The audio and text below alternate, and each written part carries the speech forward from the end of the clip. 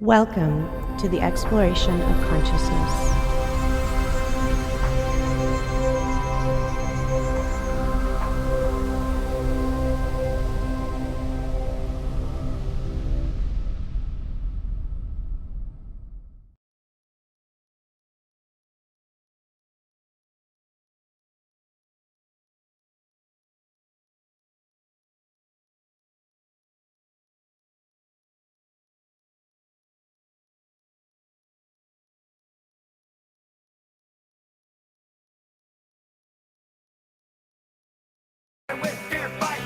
And welcome back, ladies and gentlemen, to the exploration of consciousness. I'm your host, Matt Presti.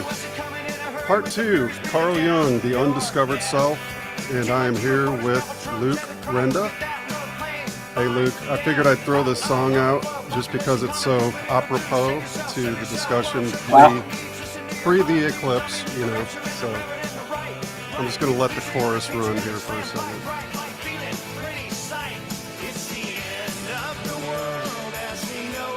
All right, earthquakes, crazy people. It's all coming down in Chinatown, brother. But I thought that would be fun just to bring you in and say hello again. And what an amazing time to be alive. So tell me, how is Luke Renda doing today? Yeah, I'm doing great. Really appreciate you bringing me back on. It's really a great pleasure to be here with you and have these conversations. They're few and far between out here in Canada, so just love doing the work. And yeah, it's very appropriate, this discussion we're going to have today. Yeah, I couldn't agree more. There is just some, so much insanity on all sides of the aisle, you could say. And the more uncentered people become, I should say, the more they move away from their center, the more unbalanced they become. And, we have every kind of prediction out there, from massive earthquakes to the naval map of the United States becoming a reality, which is basically a split down the middle along the Mississippi River, and the Gulf and the lakes, as Edgar Cayce said, spill into each other. We have National Guard being called up. We have all this wonderful fear porn on a daily basis. We have everybody saying, don't look at the sun, all the eye experts. And David Whitehead just posted something on his Telegram recently. It was a 1979 news report from Canada on a solar eclipse, where they basically advised, don't look into the sun until it's fully eclipsed, and then you can look at it. It's no problem. So anyways, you won't go blind, I don't think. I'm not giving medical advice, but I doubt you will go blind. Yeah, me too. I looked at one when I was like 8 years old. That was the last time I saw one, up through a skylight, and I see fine. Yeah, but it's just interesting to me how much fear and propaganda revolves around natural occurrences. And like I posted in a post recently this morning, I'm not in the prediction business, but I will just say, however, that I think you'll be fine as long as you don't stare at the full hot on sun. Look away. Don't stare constantly, obviously, but the UV spectrum can be a little bit damaging, as we know, with sunburns and other things. But any thoughts of your own on, what is going to occur during this eclipse? What are your personal feelings?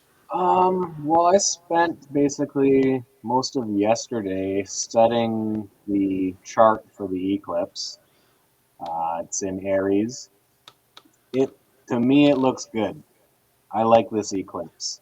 It's a good feeling eclipse. The last time we spoke was on an eclipse in Libra, which we will have another one in October, an eclipse in Libra again. And that one, the whole month of October looks complicated. It's going to be, that's when, the fall and heading into this winter is going to be more tense. I can see this eclipse feels nice. And I think it will be nice until, September-ish. So don't panic. This is a good eclipse. This is to prepare us for what's coming. And I think the American election is in November, end of October, right? Yep. Yeah, so I think things in October are really going to start ramping up Yeah, the yeah, for intensity. sure.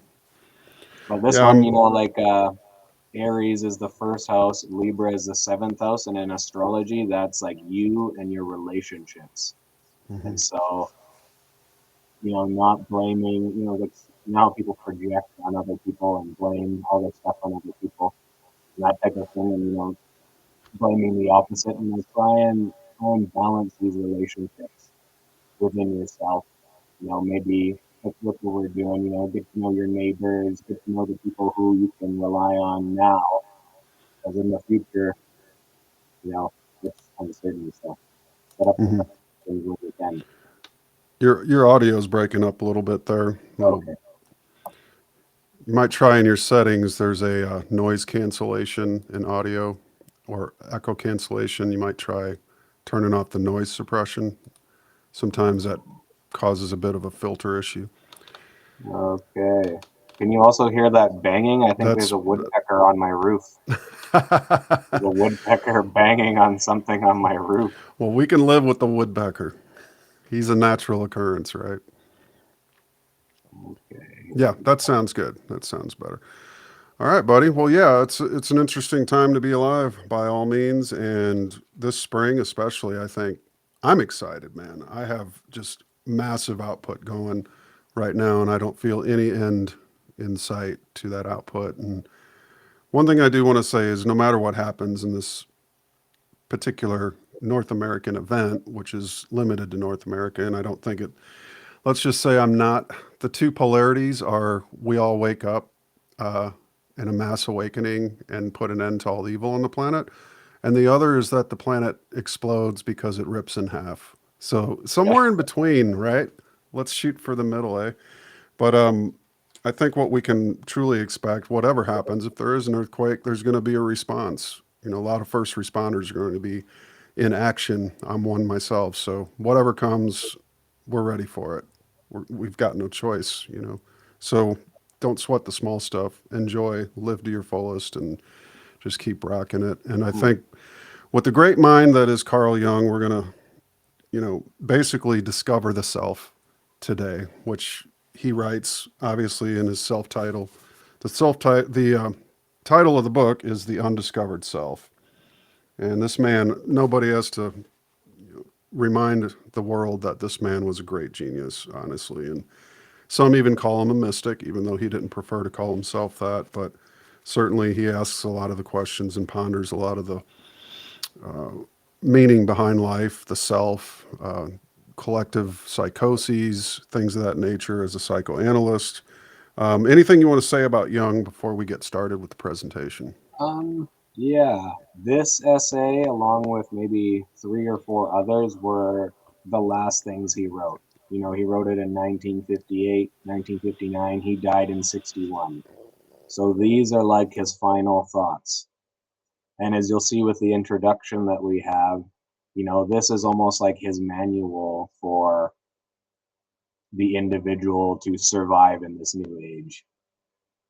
And so we go through about maybe half the essay in this presentation, perhaps the other half to follow, just to not cram too much in. But yeah, he wrote maybe five or six essays, including the one on UFOs, one on schizophrenia, and then his magnum opus, which is called the Mysterium Conjunctionis, which is the mystery of the conjunction of the sun and moon.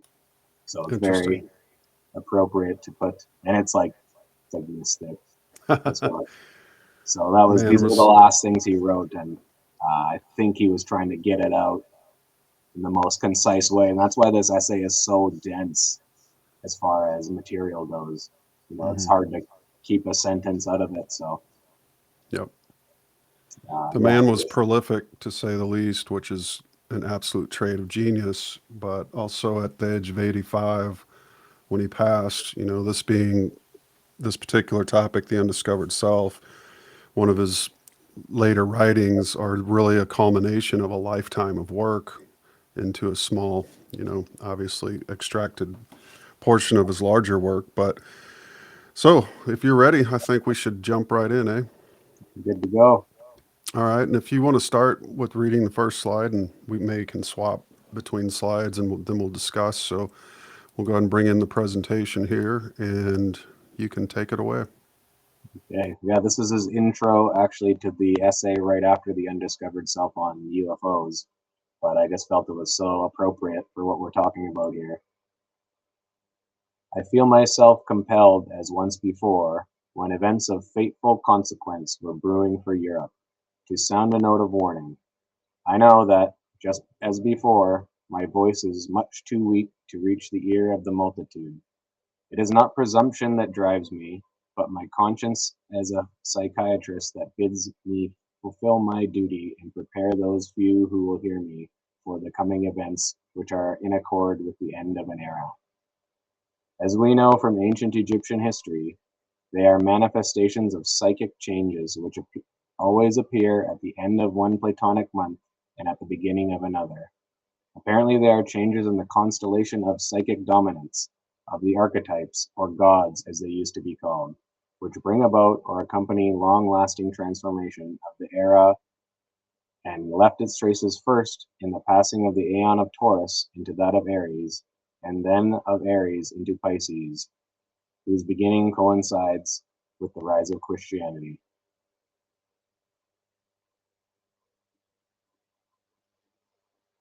You can take the next slide if you like.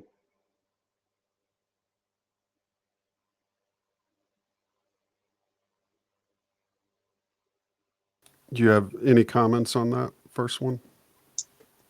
Well, like right now, we're sort of in that transition phase between one era and the next, from Pisces into Aquarius. And Liz Green, who is a Jungian analyst and astrologer, she basically thought the entire 20th and 21st century, for the most part, would be this sort of transition age where, one age is dying and the other one is being born. And, like as in any birth, there's a lot of, birth pains and a lot of effort that goes into bringing out that new life. And so that's sort of what we've been going through here in this tumultuous last 100 years or so.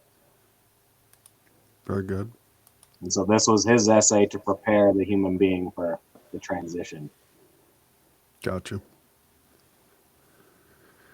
I must take this risk, even if it means putting my hard-won reputation for truthfulness, reliability, and capacity for scientific judgment in jeopardy.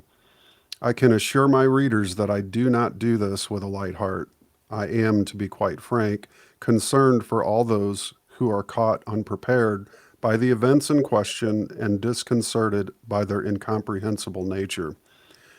Since, so far as I know, no one has yet felt moved to examine and set forth the possible psychic consequences of this foreseeable astrological change, I deem it my duty to do what I can in this respect. I undertake this thankless task in the expectation that my chisel will make no impression on the hard stone it encounters.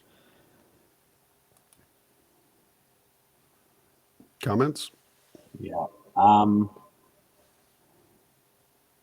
He was like the first person to talk about the Aquarian age and the shift of ages.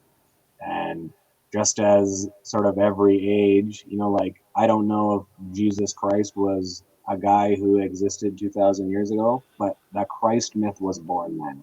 So it seems to change the way that we see and the way that we revere deity or God or whatever. And that is what changes the psychic dominance of the archetypes.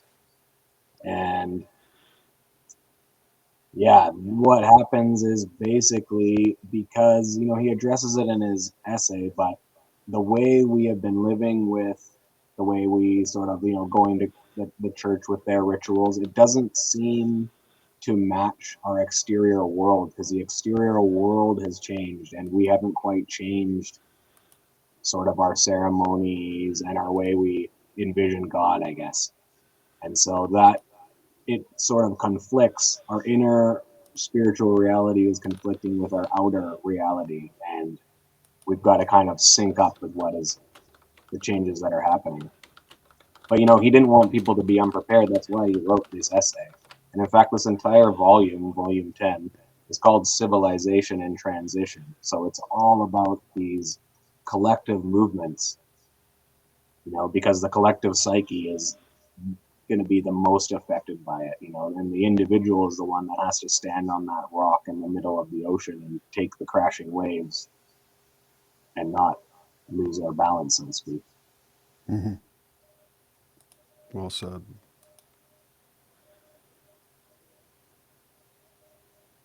Yeah, this is just a sort of a layout of the chapters. We go through, I think, the first 3 in this presentation. I almost put in chapter 4, but I felt like it might have been pushing too much. Right. So we'll see how it goes. The first chapter is so dense that I, took a while and sort of editing it out and seeing what would be appropriate and not. But this is one of Jung's mandalas from his Red Book. He did a lot of mandala work with his patients and himself, so kind of expressing that artistic side. It needs to also come out as like a pressure valve release. Absolutely. Yeah, it's the Red Book is something I think everybody should have, honestly. If you can afford to put it on your library shelf, it's definitely a collector's item. But the size of it, the sheer size of it as it was meant to be presented, is just itself amazing. It's astounding, really, and very incredible piece of art and literature. So basically, the chapters are the plight of the individual in modern society. Religion is the counterbalance to mass-mindedness. The position of the West on the question of religion, the individual's understanding of himself, the philosophical and psychological approach to life, self-knowledge, and the meaning of self-knowledge.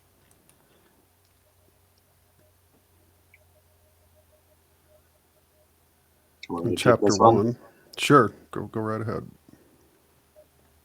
What will the future bring? From time immemorial, this question has occupied men's minds, though not always to the same degree.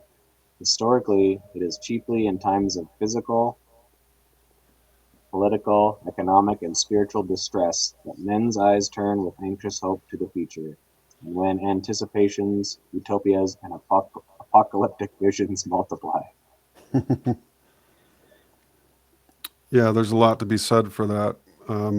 In terms of a changing of an age, especially if you consider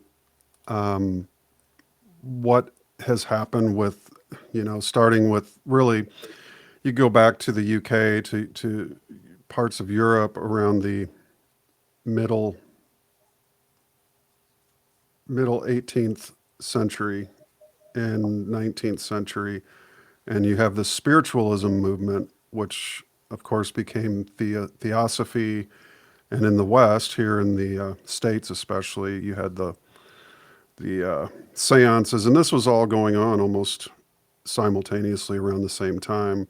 My Dispelling Dimensional Madness video touched on the spiritualism movement of the 19th century and so on, but how the fourth dimension culminated and crept in. Basically, it's science and spirituality merged into this strange blend of theosophy and what is called also the New Thought movement, or spiritualism, which included seance and fortune telling and just sort of a reemergence, as if the Western mystical traditions had been suppressed and then suddenly exploded outward in the form of perhaps not the healthiest expression. But then you fast forward to the 60s and the hippie movement and the drug culture, and then you fast forward to today, when we still aren't really standing alone as an independent, individualized species, but rather still have these collective emergences with sort of a mass formation psychosis, as it's been called. And so how this ties in, and I'll just enlarge the slide again, but the anxious hope to the future, the anticipations of utopias and apocalyptic visions multiply. And that says it beautifully, because that we're still in that. We still see a lot of people hoping for this utopia to suddenly emerge out of nowhere, or some mass event that will awaken everybody. What are your thoughts on that, and how do you think Jung would address that?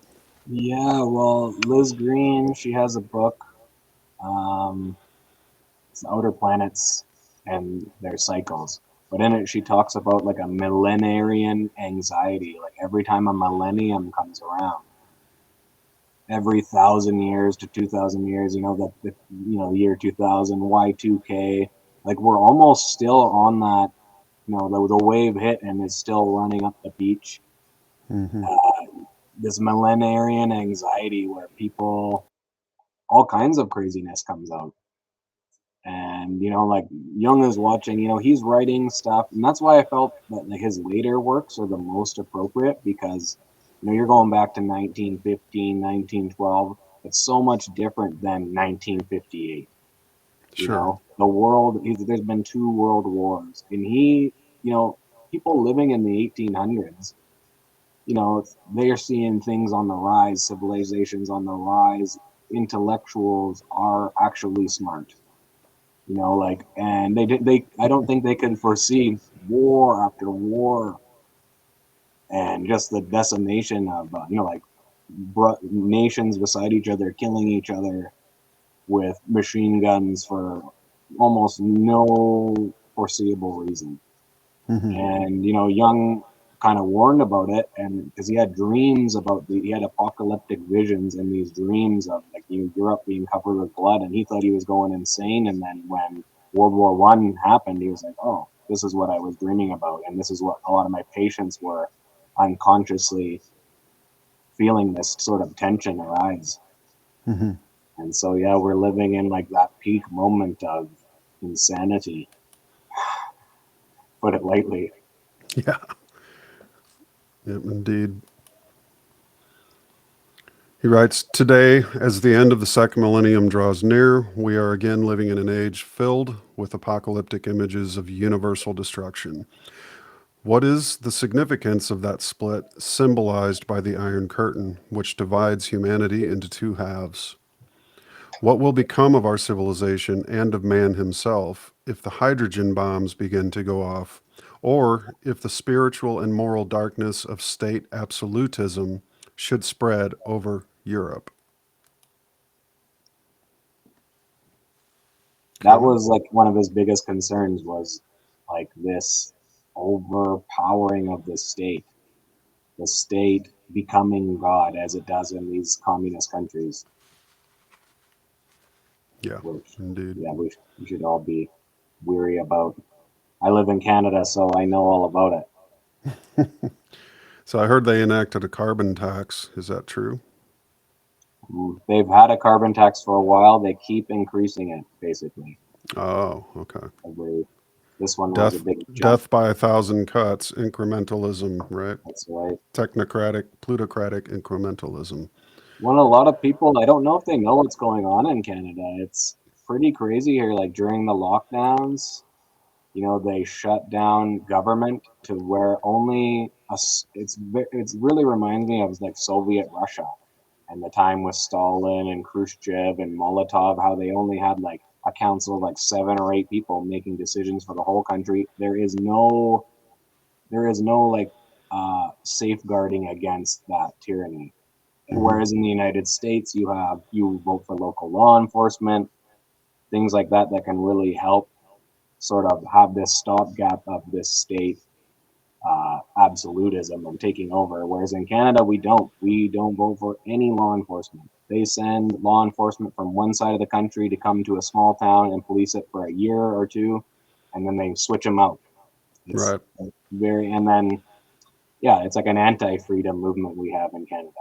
But so like Trudeau, he shut down Ooh, Parliament, he shut right. down everything, he sort of declared martial law, and then he started passing laws with no one else except for his little inner party to vote on it. So he passed a gun ban law where they banned 22,000 models of rifles and shotguns. They said it was Hmm. a machine gun ban, which is complete bullshit because there are no machine Right. guns in Canada. It was any semi-automatic rifle, shotguns that had full choke, anything like that. So handguns, like if you're a target shooter and you do competitions, you can never buy a new handgun. It's just a complete lockdown of any of these rights, slowly getting it away with no opposition, as you shut the parliament right down. It's opened up again now, but we'll see what that does. But yeah, the tyranny, it's like living in communist Russia. And if you hear the way people talk in Canada, it's like they're North Koreans. Oh, America. Oh, the United States. Oh, like the way they are is so A programmed. disdain for U.S. values, would you say? Or the system? Anti-freedom. They don't like freedom for some reason. Freedom is bad. Freedom is sort of akin to ignorance in Canada. It's wild, dude. I'm not joking. It's crazy. People are scared to death of it.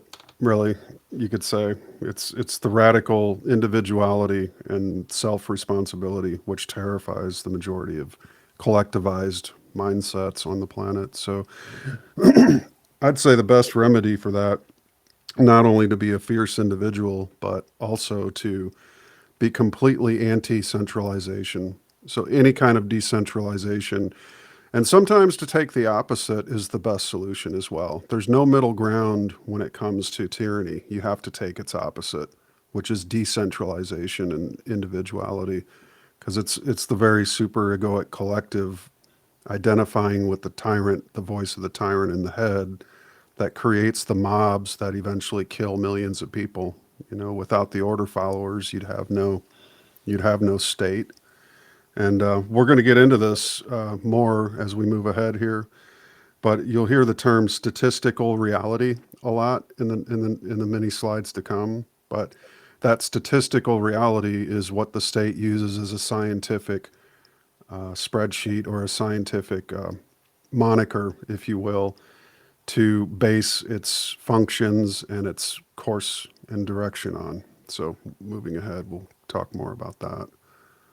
Yeah, he uses like one nail to drive it through many coffins in this essay. Exactly.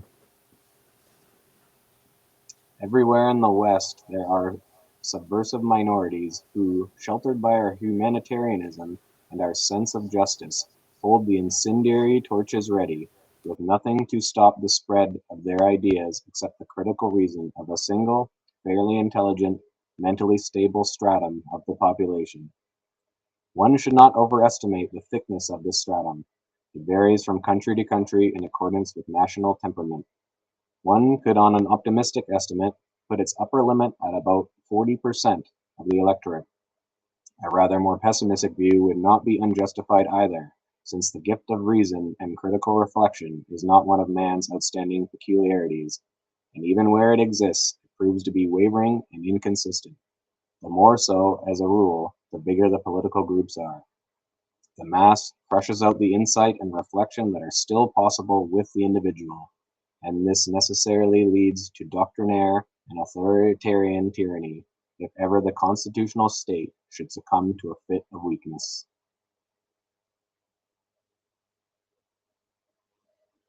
Oh, you're muted. Yeah, that's just what we were talking about. That's powerful. Yeah. A rational argument can be conducted with some prospect of success only so long as the emotionality of a given situation does not exceed a certain critical degree. If the effective temperature rises above this level, the possibility of reasons having any effect ceases, and its place is taken by slogans and chimerical wish fantasies. That is to say, a sort of collective possession results which rapidly develops into a psychic epidemic. Under these conditions, all those elements whose existence is merely tolerated as asocial under the rule of reason come to the top. Such individuals are by no means rare curiosities to be met with only in prisons and lunatic asylums. And that's what we're seeing, right? With the riots, with all that stuff that we saw over the last like 4 years ago and 2020. It's like all these things that's like we know they're there. We tolerate these sort of that type of ideology, but it's small and it doesn't really concern us. Well, now it's risen to the top, and it's like living in a lunatic asylum. I don't know Mm, if you've been to the cities or anything like that, but it's wild now. indeed. Their mental state is that of a collectively excited group ruled by affective judgments and wish fantasies. In a milieu of this kind, they are the adapted ones, and consequently they feel quite at home in it. They know from their own experience the language of these conditions, and they know how to handle them. Their chimerical ideas, sustained by fanatical resentment, appeal to the collective irrationality and find fruitful soil there. They express all those motives and resentments which lurk in more normal people under the cloak of reason and insight. They are, therefore, despite their small number in comparison with the population as a whole, dangerous as sources of infection, precisely because the so-called normal person possesses only a limited degree of self-knowledge. Most people confuse self knowledge with knowledge of their conscious ego personalities, but the ego knows only its own contents, not the unconscious and its contents. In this respect, the psyche behaves like the body, of whose physiological and anatomical structure the average person knows very little. Although he lives in it and with it, most of it is totally unknown to the layman, and special scientific knowledge is needed to acquaint consciousness with what is known of the body, not to speak of all that is not known, which also exists. We can guard against the risk of psychic infection only when we know what is attacking us and how, where, and when the attack will come.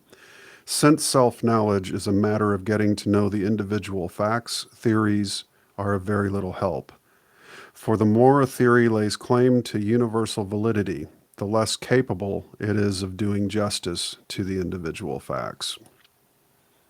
I think he's starting to move into the area of science here, and one thing that's interesting too is that when he speaks of statistical reality, he draws the parallel to science as being the pusher of that statistical reality.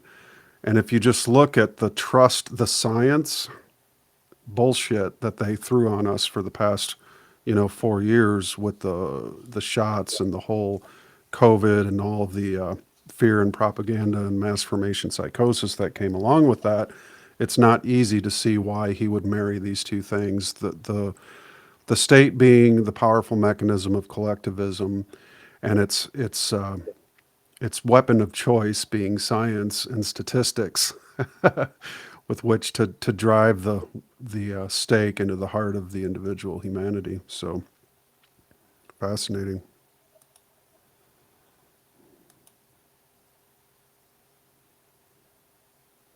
We can guard against the risk of psychic infection only when we know what is attacking us, how, where, and when the attack will come.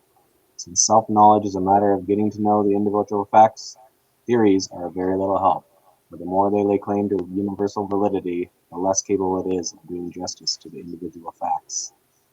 I might have repeated this one. Well, it's probably an important point.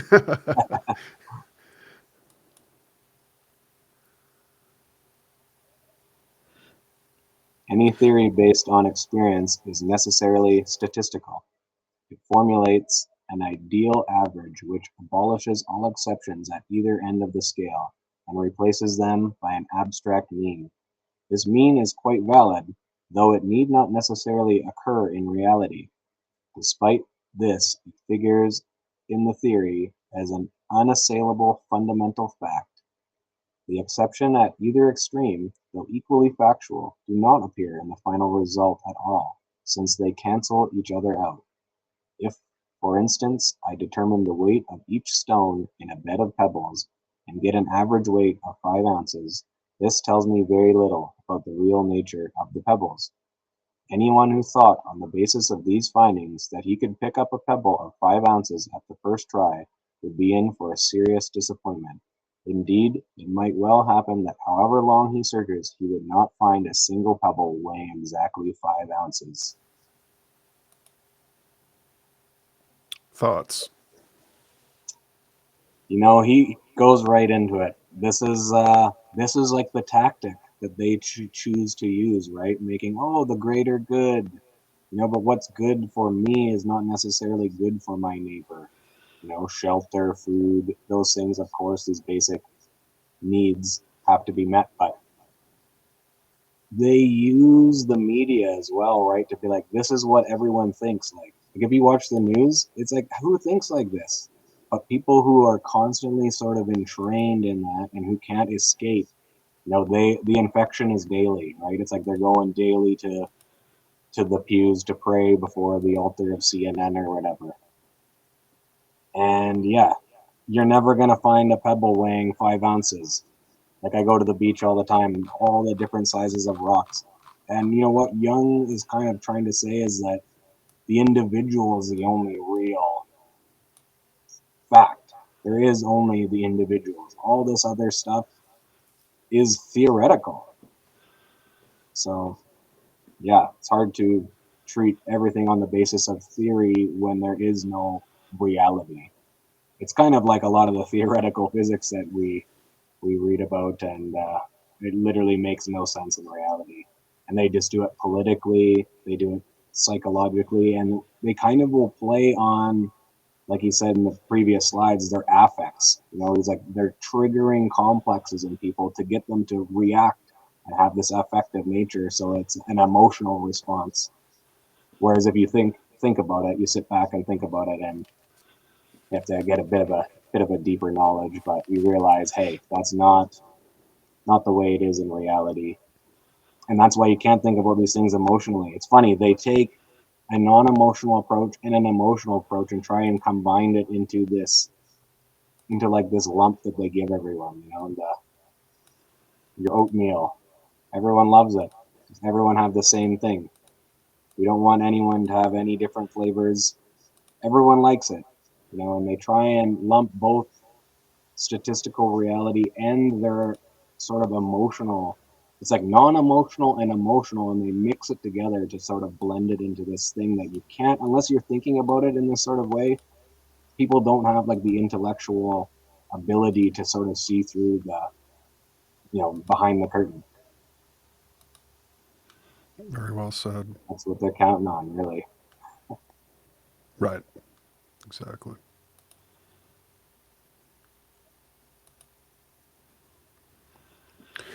The doctor, above all, should be aware of this contradiction. On the one hand, he is equipped with the statistical truths of his scientific training, and on the other, he is faced with the task of treating a sick person who, especially in the case of psychic suffering, requires individual understanding. The more schematic the treatment is, the more resistances it, quite rightly, calls up in the patient, and the more the cure is jeopardized.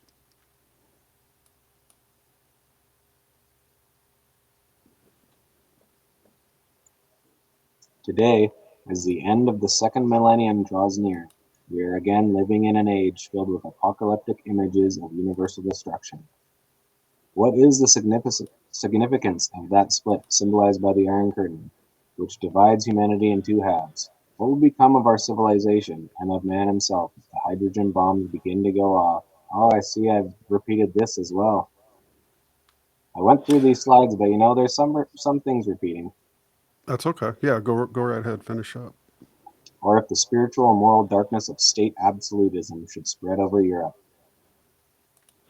Now this is interesting because you've got this radical argument out there. I should say it's just an argument, but it's the argument that nukes don't exist. The argument that radiation or radioactivity was more or less pushed on humanity.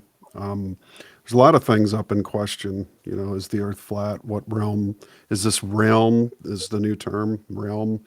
You know, everything comes with its loaded terms as well. It's catch-all phrases, things of that nature. What are your thoughts on that? And in his estimation, the way he viewed mutually assured destruction, you could say, and look how close we are. I mean, never at any time has the elite of the West pushed this far against Russia. And you could say there's been all kinds of psychic warnings going back, you know, what was the entire Cold War, but a massive psychic warning to the mental faculties of man that, you know, the very mutually assured destruction of a perceived enemy, which happens to be for Western man the same skin color. You know, why is it that World War I and II, it was whites killing whites at innumerably incalculable and hard to understand numbers by the literally hundreds of millions if you add all the wars together? Are we not finished? You know, was his fear one of legitimacy? And what do you think about that and the aforementioned topics? Yeah, it's like the bloodlust will never be satisfied. You know, it's like after that, they thought this was the war to end all wars. But then, you know, another one came along, and then yet more after that. As far as radiation and nuclear bombs and stuff go, I don't really know. I just watched the movie Oppenheimer, Mm-hmm. and I couldn't help but thinking if Walter Russell had been given all of this sort of promotion, wealth, universities to study in, like we would just live in a different world today. Mm-hmm. But what I also thought of when I was watching the movie is how could a guy create a nuclear bomb when all his theories are based on things that don't exist, like black holes and all this other crap, the Mm-hmm. theoretical stuff that he was working on. Like, I don't think any of it was even legitimate. You Mm-hmm. know, he's talking about black holes and dark stars and all this stuff that no one, I don't think, has ever found any of in reality. So I was wondering, how could this guy create anything if all his theories are based on nonsense? Mm-hmm. But you know, when I was traveling around the world, there is definitely something going on at Los Alamos, New Mexico. I met some people who grew up in Los Alamos, and what the one woman told me, she's like, no one knows what their parents do. Everything is classified. Everything is, yeah. She had no idea what her parents did. I was like, oh, well, how do you trust what your parents say to you if they can't even tell you the truth of what they do? You know, and then, you know, there's the one guy, his dad was a carpenter, so there's like a few, but it was all about building Los Alamos and all this type of secret stuff. So I don't know. It's hard to Mm-hmm. say about nuclear bombs. I really keep, you know, like the epistemology is very important. How you know what you know, Mm-hmm. and I don't make assumptions about a lot of stuff. You know, what I know is the sun rises in the direction we call the east, and it sets in the direction we call the west. You know, and the stars spin around the North Pole, and I know certain constellations and planets and stuff like that, but I don't assume anything. Right. And so I have to base all my knowledge on what I know. And only, again, if I'm going to take someone's word for it, it has to be someone I really trust. Mm-hmm. So I can't speculate necessarily Well said. bombs or the shape of the earth or whatever. I just keep it what I actually know, and then what I can assume to be true are completely separate. Mm-hmm. So that's how I Well, I look will at it. say this much about nukes. I wouldn't be so sure, you know, to rule out the possibility, because one thing that man is very good at, and he's proven it time and time again, is he's very good at blowing shit up and exploding things. And he's very good at also purifying things. He can collect pure gold by melting and smeltering out the impurities. He can also do that with uranium, which we have uranium smelters. We've been mining uranium for, you know, decades. He can also make uranium pure, and then he can create a sphere of uranium, pure uranium, and he can pack it inside 6 tons of TNT to explode that uranium. Now, if you understand the wave dynamics of the spiral chart of the elements of Dr. Russell, you know that if you eviscerate uranium, or if the way Dr. Russell would put this is, let's say we could lasso Uranus and reel it in close enough to the Earth to where the moon is, let's say, and then you suddenly let it go, what's it going to do? It's going to speed right back out to its proper pressure condition. And so that's basically, in theory, what happens is that TNT implodes that uranium core, and the resulting explosion is what creates that, at 90 degrees, the outward explosiveness, and then at 90 degrees to that, the upward mushroom cloud. And there's actually been mushroom clouds with all kinds of explosions, but it's just a more powerful version. So Yeah. I wouldn't want to be the guy that puts money down that I'd stand next to a nuke, just to see if it's real or not. But I'm just going to say this much, that the concerns are valid, because one way or another, mankind, as long as he's exploding things, he's a most dangerous critter until he learns the value of a two-way motion universe where implosion or syntropy and entropy can exist together. It's sort of, you can only view the universe one-sidedly if you believe it's entropic and dying a heat death. So Yeah, I that could can't be, imagine a Walter Russell led science going from, the 40s and 50s onwards. It would have been a different world we would have lived in. yeah. Well, we would have never created radioactive fission to begin with, because fission is what you get post carbon, and everything up to carbon becoming carbon as being one element. Everything on the way to carbon is in a fusion state. Everything past carbon is in a fission state. And so you're just throwing off more rings the more radioactive you get, until you basically return to zero. But yeah, interesting for sure. Let's go to the next slide here.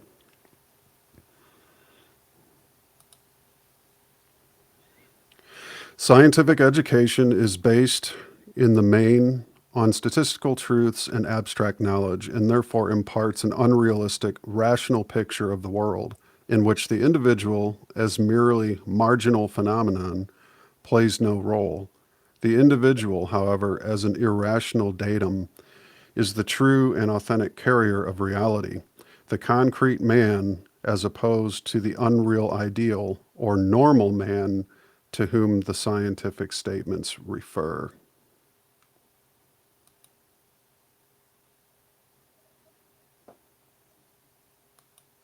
Under the influence of scientific assumptions, not only the psyche, but the individual man, and indeed all individual events whatsoever, suffer a leveling down and a process of blurring that distorts the picture of reality into a conceptual average. We ought not to underestimate the psychological effect of the statistical world picture. It thrusts aside the individual in favor of anonymous units that pile up into mass formations.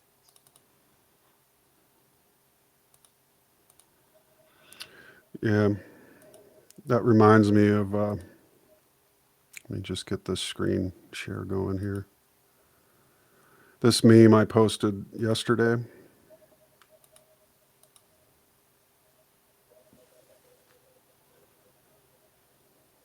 Yeah, That's basically statistics with a yeah. mean average. Okay, this is I like to call it DIE, but Well, also, Jung is the one that like basically coined the term like mass formation psychosis, which mhm, is I don't hear, that guy. I didn't read his book, but when I heard mass formation psychosis, I was already working on that previous project that we did mhm. on the archetypes and possession, basically. And you know what? I bet that guy didn't even mention Jung. And yet, before he was born, Jung was literally. This is where the term mass formation psychosis comes in. You see this stuff. People keep bringing out these new theories, and they don't give the reverence to the people where clearly you would have read Jung before. If you're a psychologist, you must have read this. You don't give the guy credit where credit's due. So that bothers me. I can't remember what that guy's name was who wrote that book, but Right. maybe one day I'll read it. And a lot of guys do that. Tesarian's pointed that out in podcast after podcast, how people piggyback on top of or cherry pick things and then just put it right into their book without any citing or sourcing or, it's really That's disingenuous. And, it should be, unfortunately, there's not many scholars, really true scholars, that act as true scholars should act. hmm They're always capitalizing or wrongly so. It's sort of, Yes, what's the term I would sadly. use? It's crony academicians, like crony capitalism. It's not true capitalism. It's not true. It's not in true academic fashion No, you to just put a little steal footnote people's in. work. Right. That's all you got to do. Put a little footnote in, and then it won't bother me. And But not they to don't. mention Gustav Le Bon's work. I mean, he's, my God, he's written, he's basically the go-to guy when it comes to crowd And you consciousness. know And what? Jung cites him a yeah, lot in his work, right? And exactly. that's way back then. He's giving credit where credit's due. Right. So, That's something we can learn from, you know, a Tessarion or someone like that who takes the effort to cite his sources, and respectfully so, out of respect for that author and all the work they've done. I mean, it's well, and giants, right? it helps the people who are doing the research too to say, oh, that's where this source came from, and then they can go on. It really deepens your research, and Yep. that's one thing that maybe is missing, is that depth, and also just reading something and taking the time for it to sort of get through the soil, right? You can't just read something and be like, aha, I've got it now. It's going to take maybe years for that knowledge to actually sink into where you have the understanding. And that's one of the things he talks about in this essay, is knowledge versus understanding, and sort of how the two meet. Right. It's important too that, podcasts you listen to, it's why one of the reasons I'm always will be a fan of Unslaved is just the respect for the shoulders of the giants that we stand on, learning to become giants ourselves in the process. But that absolute respect that is there in all the research and whatnot. So, as you said, just listening yesterday to a podcast, I had written down 2 books that I've got to order, but I could say probably 100 books I've ordered just because of a single podcast, because a man cites his influences and references those who have inspired him, to learn. So that's the greatness of it, of doing the work, of being respectful in your research and so on. That's the difference between like a scavenger research and then someone who is, holding this up, for future generations to see. It's like the same thing, but it's different in attitude. Right. Instead of the concrete individual, you have the names of organizations and, at the highest point, the abstract idea of the state as the principle of political reality. The moral responsibility of the individual is then inevitably replaced by the policy of the state. Raison d'etre. Instead of moral and mental differentiation of the individual, you have public welfare and the raising of the living standard. The goal and meaning of individual life, which is the only real life, no longer lie in individual development, but in the policy of the state. Powerful. Apart from the agglomeration of huge masses in which the individual disappears anyway, one of the chief factors responsible for psychological mass-mindedness is scientific rationalism, which robs the individual of his foundations and his dignity. Man's just a monkey, you know? Just a Yep. monkey, Reduced to the lowest common denominator. reduced to the lowest common denominator. That's what Gustav Le Bon really said. He's like, hey, you get these guys in a group, they're going to go down to the lowest level of people in that group. Right. That's what makes it Ru- so tough these days living in the world, right? You gotta really choose your company wisely. Yep. Interesting too, Russell said of sexual interactions that a great man of character could have 5 minutes with a prostitute and you might think that the prostitute's character would rise up to his level, but actually all high levels seek the lowest common denominator. So his high character would dissolve down to the level of her low character, as an example. But that's fascinating. Reminds me of a quote I want to read from page 55 here of The Undiscovered Self, at least in this version of the book here. A million zeros joined together do not, unfortunately, add up to one. Ultimately, everything depends on the quality of the individual. But the fatally short-sighted habit of our age is to think only in terms of large numbers and mass organizations, though one would think that the world had seen more than enough of what a well-disciplined mob can do in the hands of a single madman. I love that quote. Yeah, you know what? Ayn Rand uses that same term about the zeros not adding to a single whole. And that is like, the individual, the human being individual, we are like the fulcrum in this world, right? Where it's like, how the seesaw works. It's like, but we're the ones exacting that movement. We're the ones that we're the only ones that can make anything happen in this world. So, Including evil. including evil. Yeah. I've searched for it in nature, my friend, and I can't find it anywhere. But so if evil does in fact come through us and we are the cause of it, it would behoove us to understand our own psychic nature and put an end to that repetition once and for all, which is only, unfortunately, a million zeros do not equal one. So it really comes down to one individual deciding not to be a zero. And the more people that do that, the less government we need, the less of the state power we will have, and the more individual rights we will be able to become aware of and begin practicing in our lives.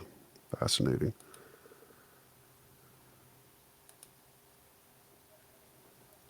The bigger the crowd, the more negligible the individual becomes. But if the individual, overwhelmed by the sense of his own puniness and impotence, should feel that his life has lost its meaning, which, after all, is not identical with public welfare and higher standards of living, then he is already on the road to state slavery and, without knowing or wanting it, has become its proselyte.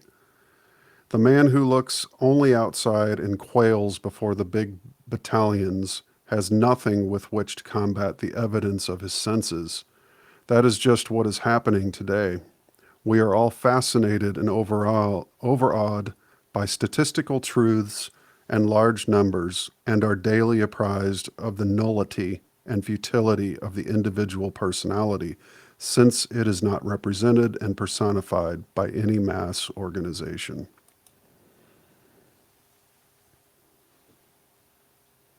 Under these circumstances, it is small wonder that the individual judgment grows increasingly uncertain of itself, and that responsibility is collectivized as much as possible, i.e., is shuffled off by the individual and delegated to a corporate body. In this way, the individual becomes more and more a function of society, which in its turn usurps the function of the real life carrier, whereas in actual fact, society is nothing more than an abstract idea like the state. Both are hypostasized, that is, have become autonomous. The state, in particular, is turned into a quasi-animate personality from whom everything is expected. In reality, it is only a camouflage for those individuals who know how to manipulate it. Thus, the constitutional state drifts into the situation of a primitive form of society, the communism of a primitive tribe where everybody is subject to the autocratic rule of a chief or an oligarchy. Jung was a conspiracy theorist. That's all I gotta say.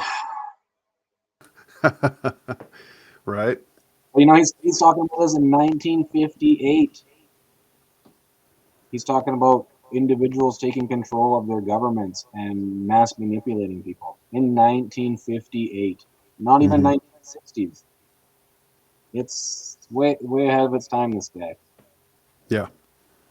Reminds me of the Russells in their 1953 scientific understanding of human relations, or Yeah, scientific understanding of human relations, if that's the right name. I'm trying to think. They talk about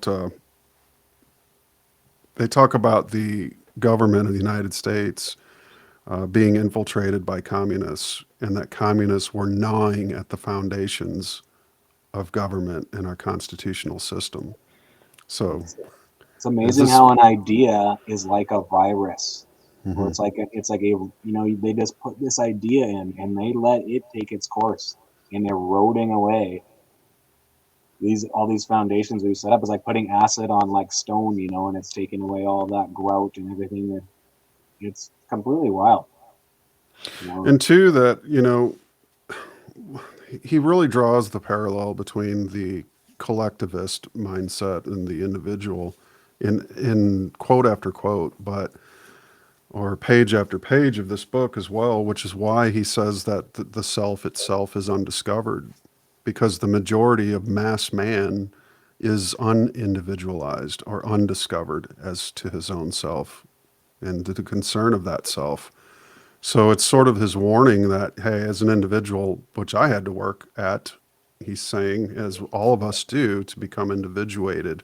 This process of individuation is the process of this discovery of what is otherwise undiscovered, which lies at the heart of our own originality and our own authenticity. So I think his warning to all of us is that, you know, these undiscovered selves, eventually, if you go back to the founding fathers' time, the reason we remember their names is because they were individuals. It's funny how if there's a collective of people, we don't know any of them and don't remember their names and don't hail them as being something to aspire toward, because how can you aspire to be a zero?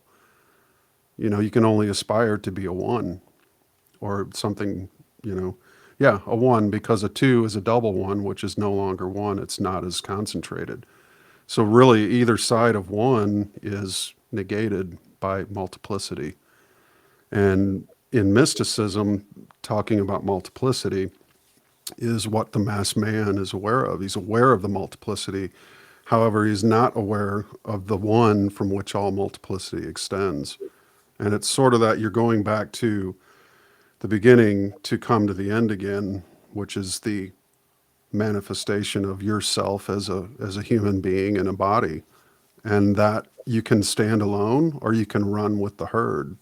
But running with the herd comes with its own set of penalties, which have which have all too often, let's just say 2 world wars and on the verge of a third, presented itself as reason enough and evidence enough not to pursue such a course of action. So here comes the drawing on the importance of the individual from such great minds as a Jung or a Laban or a Russell or others who, you know, all say that the process of individuality and authenticity and, connecting to the source, the creator in that mystical fashion is one of individuation, really, truly, because you're realizing that you are your own source of power and that you have a divine right, and noticing what is in multiplicity is the field of flowers.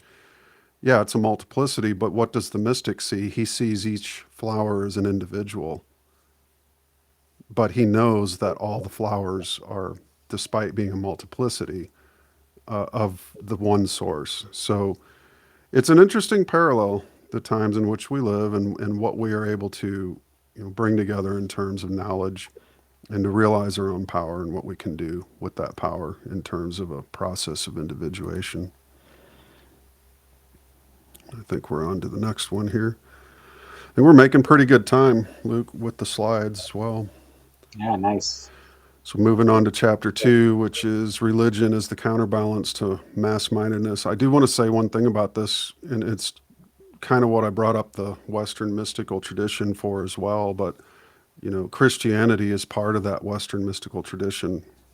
As much as some people might not like that statement, what you can look at in a Pico della Mirandola or different, you could say the Renaissance period, which was highly Christianized, but they also took in the classics. They they helped to reignite the interest in Aristotle and Plato and the Greek tradition of, study and whatnot. Hermeticism, absolutely. One could go on and on through John Locke to Thomas Jefferson. Just look at the amount of study each of these men did before they even thought to be political. They had this sort of background, this bit of experience with the classics and the classic writers and authors of antiquity.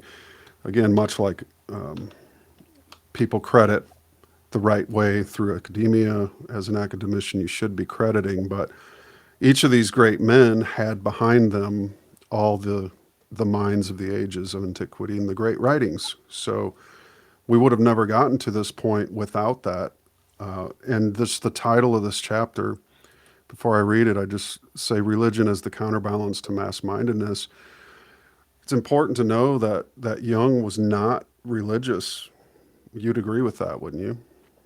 Yeah, well, in this way, religion as like spirituality Mm-hmm. is what he means. And he kind of goes in, I tried when I was making this slideshow, I was like, I'm not sure, do I need all of chapter 2? How much of chapter 2 do I need? Do I need chapter 2 and 3? Can I just go to 4? And, I couldn't really get away with it because the more I wanted to cut out, it would make less sense later on what he is talking about. And in this, he kind of calls like a religion and then a creed, which is sort of just like mindless obedience to a faith. Yeah. Whereas the religion is, the spiritual uplifting of man and his, your own views. And, Jung was a hermeticist, basically. Mm-hmm. He is almost akin to like the alchemists Right. of, the 15th and 16th century, where, coming from a Christian background, they thought about it more symbolically and more alchemically than they did literally. Right. And then he goes on to touch on that in the essays. But yeah, like, even with math is very esoteric. People, even though like these Plato's and Aristotle's and all these people, they're still standing on the backs of basically people who just contemplated and thought about things. 1, 2 is 2 ones, and they come together and make a third, which is 3. Math isn't politically correct, to say the least. They're going to be done with number too soon, because it's sexist exactly. and racist and homophobic and all that. Right. So I think too, one important thing to note here too is he touches on the importance of religion from his perspective. Call it alchemical, but I know myself, my own journey, I had come through an alchemical stage, and all of the above, you could say. But it was very important to note that he argues for religion in this sense that it's the thing, it's something that transcends the creed of the state. It's more than just a creed. It's an interpersonal relationship to something that is unconscious and mystical and mysterious. And that is sort of what he says is a buffer between man's individuality and the collective insanity, where a scientific creed takes away the relationship that you would otherwise have to the great mystery itself. and So he says it cuts the ground right under from you, right? So that you have this no foundation. You don't have that spiritual spark inside of you, which makes you a part of everything, right? So when they take that away and they level you down statistically and they think, oh, it's all just material, there's no spiritual, right? It's like you have no ground to stand on. right. And you And then only have statistical facts.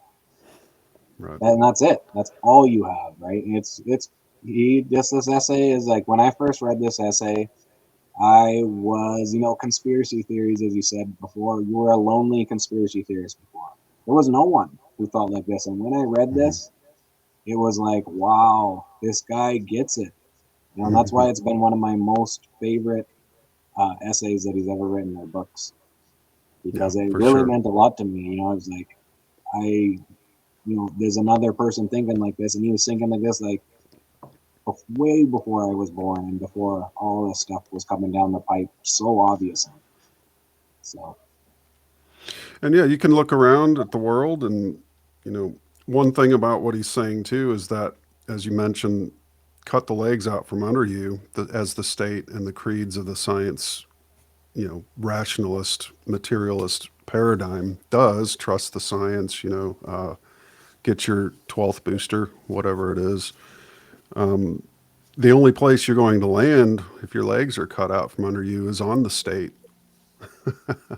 And it's the collective mindset that pushes the beast forward, and that's the collective train heading at the brick wall at 1,000 miles a minute. So it's important that you understand that really what these minds are saying, these great minds, are that the path of the individual is the saving grace at the end of the day. And if it needs religion, so be it. If you have that mystical connection, I don't care what religion it is. It's better than having no mystery at all in your life and letting anybody, much less the state, take that from you, which is why in all communism movements, what is the first thing they outlaw? yeah, Religion. They exactly. absolutely outlaw it, because you're not allowed to be in a state of mystery and wonder, because the state has all the fucking answers. And how dare you go outside of the state mindset Mhm. to look for answers elsewhere, especially within this thing called yourself. So, When a very spiritual important. person can stand on his own, it doesn't need the state. And that's the E- problem. Exactly. So he says right out of the gate, it's a counterbalance to mass-mindedness. Doesn't mean he's promoting religion as the only possible, but I think he even says the word spirituality as a just an alternative road or path to freedom. In order to free the fiction of the sovereign state, in other words, the whims of the chieftains who manipulate it, from every wholesome restriction, all sociopolitical movements tending in this direction invariably try to cut the ground from under religion. For in order to turn the individual into a function of the state, his dependence on anything else must be taken from him.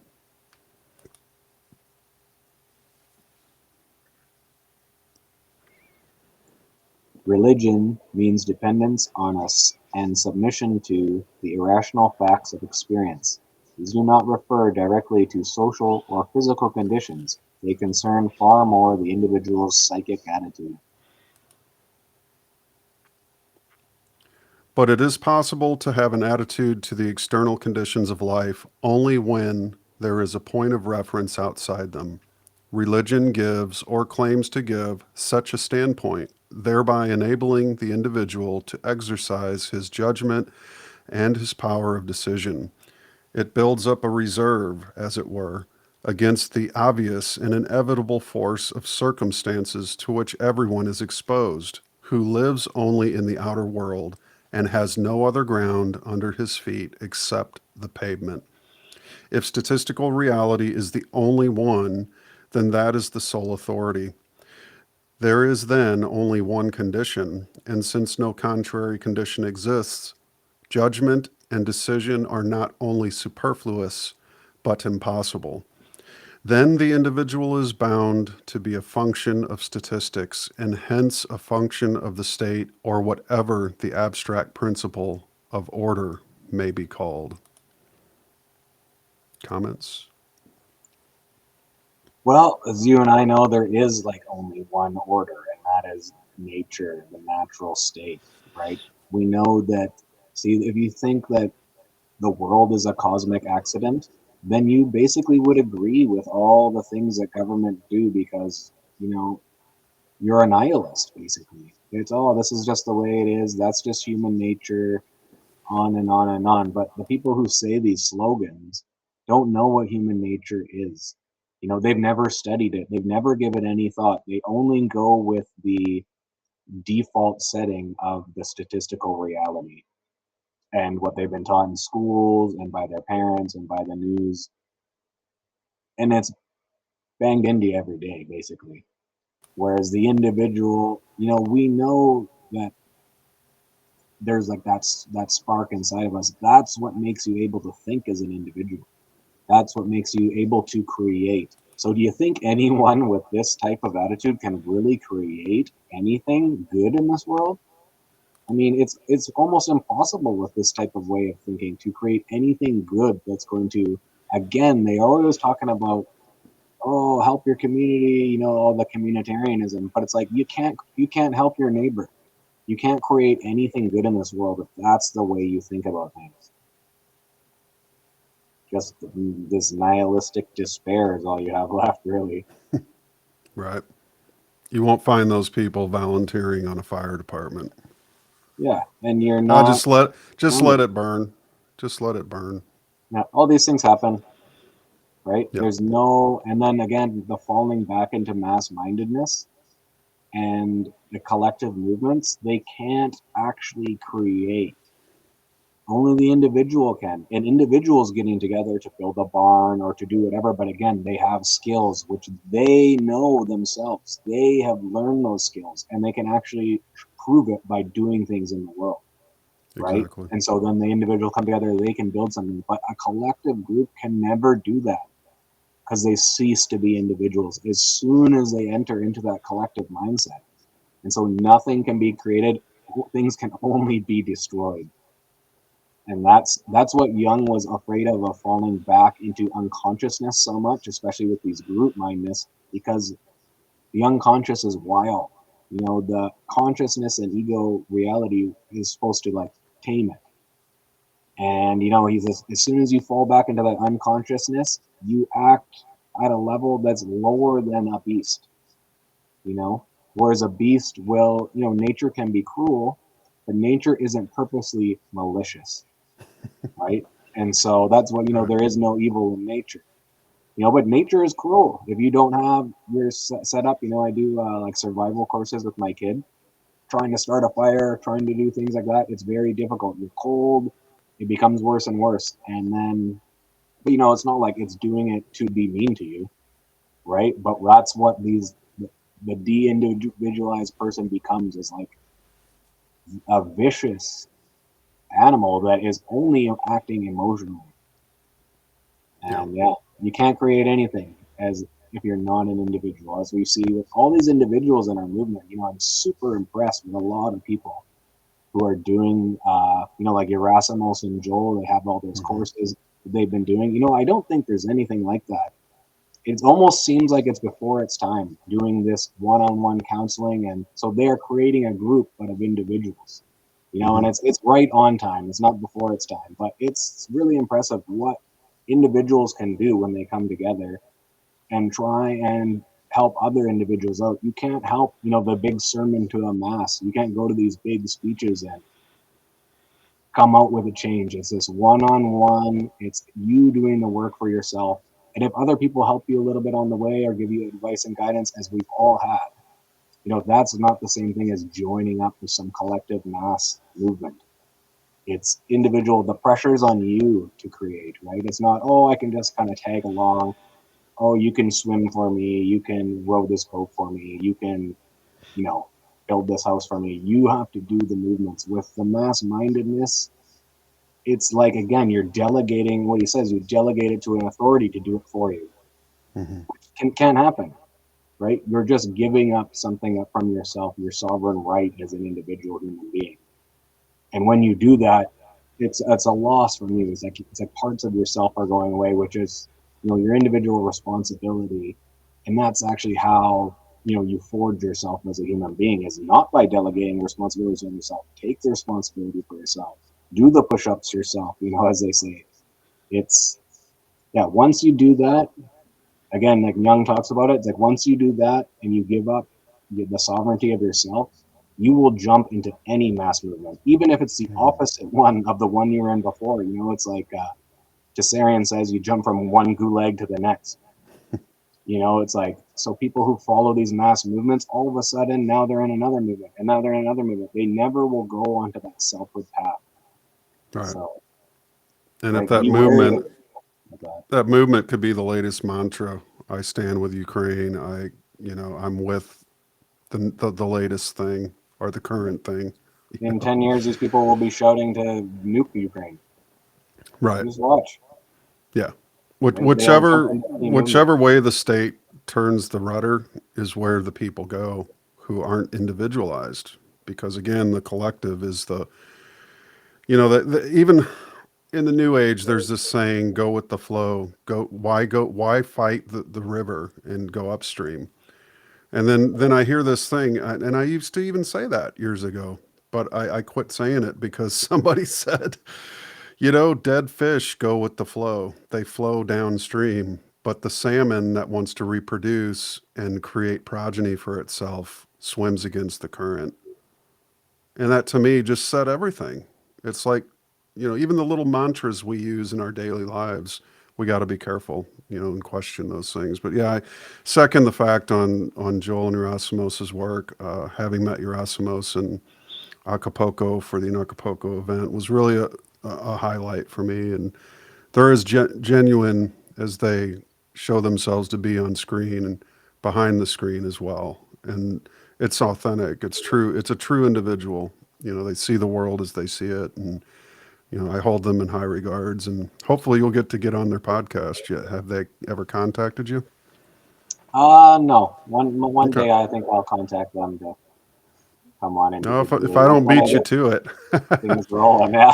I might have to send them your contact info. But the great platform, like you said. I mean, it's one thing reminds me of what you said was in the fire service, and I was worried about this. Like I thought, I've been this fierce individual all my life, and here I am joining a volunteer fire department here in Missouri, and I'm worried that it might be too military-like or too, because it's based on the military. You have your same ranks and commander and things like that. Your chief, your captains, your lieutenants, so on and so forth. And what's the first thing I hear on a class, right, is this. The instructor says, who is the most important person on a fire call? And people raise their hands. The chief, somebody says, your commanding officer, or somebody says the victim in the house. And he goes, nope, nope, nope. The most important person on the call is you. He says the individual. And I was like floored. I'm like, holy shit, this is cool. Because I didn't expect that, right? But what he meant by that and the way he expounded on it was, he said, you're the most important person on a fire call, on scene. If you don't know what's going on around you, you can get not only yourself hurt, but you can hurt other people. So situational awareness, scene awareness, the most important person on a fire call is you as an individual. And I just went, hallelujah. Yeah. So, but there it is. And a lot of these institutions of the West, though they may be, as you said, collective in a sense that they have many people involved with it or in a group setting, they are made of individuals who cherish their individuality and choose to work together. So, and in that kind of a structure, you can achieve incredible things. And we've done incredible things on fire calls as a group of individuals, and we all are cognizant of our awareness on the scene and such. But it's all part and parcel to your safety. And that same lesson, is applicable to your life. You go out of your house, who is the most important person? You go to the store, even in your house, your situational awareness, how your own actions affect those loved ones that you call your family. That's also seen in situational awareness. So there's things we can learn from all these different things we choose to take part in, but also just knowing that, as you said, a group is only as strong as the individuals that make it up. And if you have a collective mass of identity-less corporeal matter, which really are just bodies, if you will, that can be one of the most destructive things on the planet. In fact, that is the reason we had 250 plus million deaths in the 20th century in World War I and II and all the other conflagrations. You could add But up yeah, all the earthquakes and volcanoes in the world that have ever happened, and it won't even compare to the slightest act and atrocity that human beings have created. yep. And it just so happens that, you look at that, whites have killed more whites than any other species of our human race. Different races of the human species have, on a collective scale than anything else. So, and here we are on the precipice of the white nation of Russia versus Europe and the West, United States, tipping on the verge of World War III, which is pure insanity. So, again, the Undiscovered Self is sort of a reversal, a course that I think everybody should read. Again, here it is, folks. It's You can only get 80 this. pages or something. You can get this book for $7.99 on Amazon, and if you got Prime, it'll be free delivery. So for $8, you can literally save your soul. Okay, if you haven't read the man or don't know anything, perhaps a lot of my audience is already hip to all this stuff. But if you're new and you're thinking, man, I could certainly use more of a shot in the arm for this kind of information, by God, go order the book. It's Okay. a good introduction to Jung too, because it's not so much highfalutin talk, and he's very concise. His other books, he's sort of meandering through a lot of stuff because he's trying to build up these theories of his for the last 50 years or whatever. Whereas Right. this is the end of his career, and he's pretty concise, and yeah, every sentence hits you. Yep. So it's a good introduction, I think, to Jung for people who have never read anything by him. Absolutely.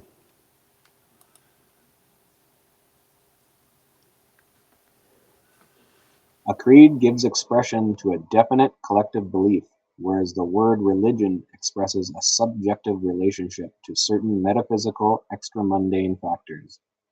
A creed is a confession of faith intended chiefly for the world at large, and is thus an intramundane affair, while the meaning and purpose of a religion lie in the relationship of the individual to God.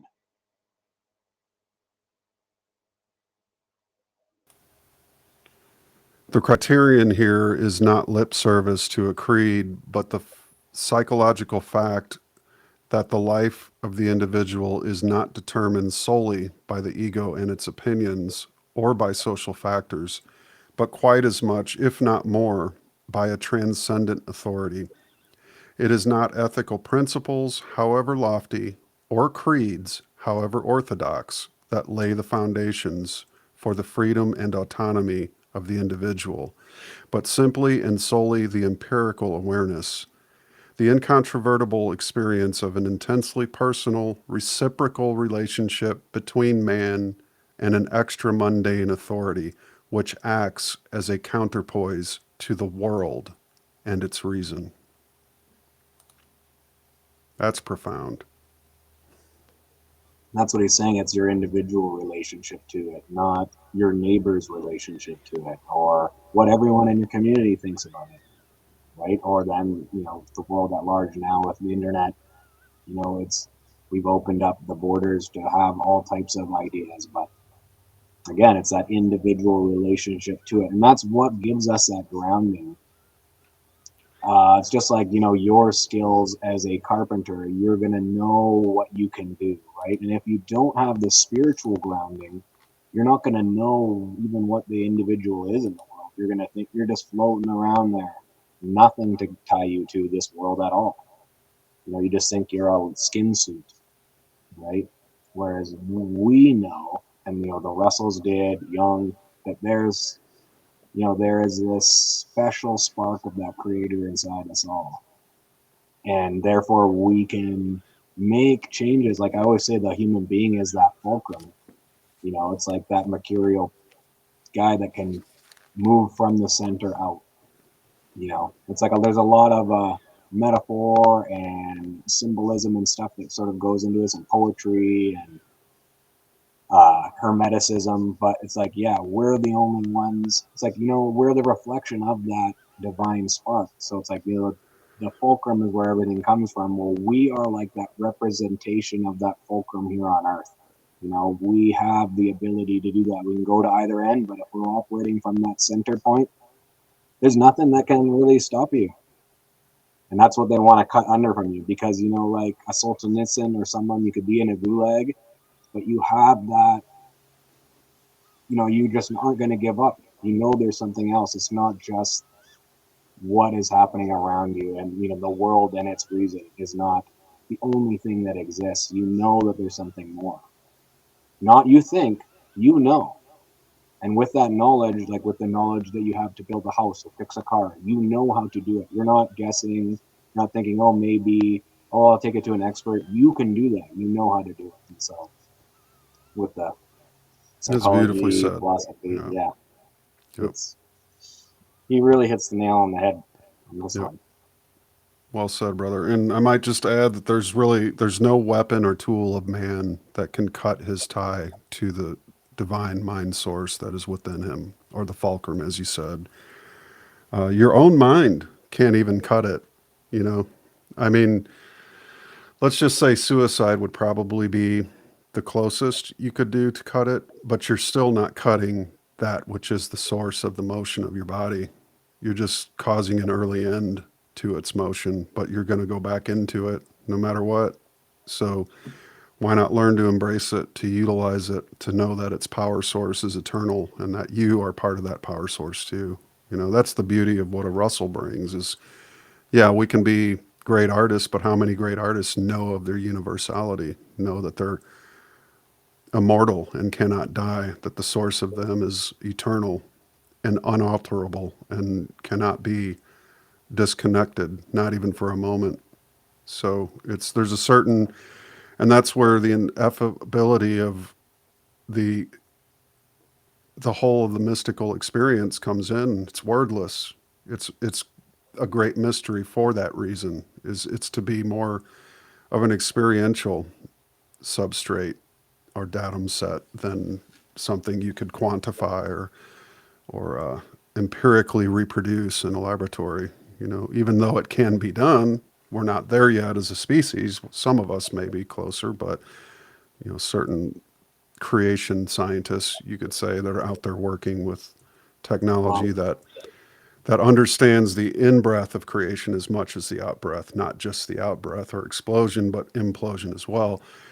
That's the reciprocalness of nature with which he says in the very quote here that this process is reciprocal, meaning two-way. It gives, like love gives for regiving. So you go see it ahead. most in art, music, paintings. Is like that's how you can duplicate that spark. Is it's in art, and you know what?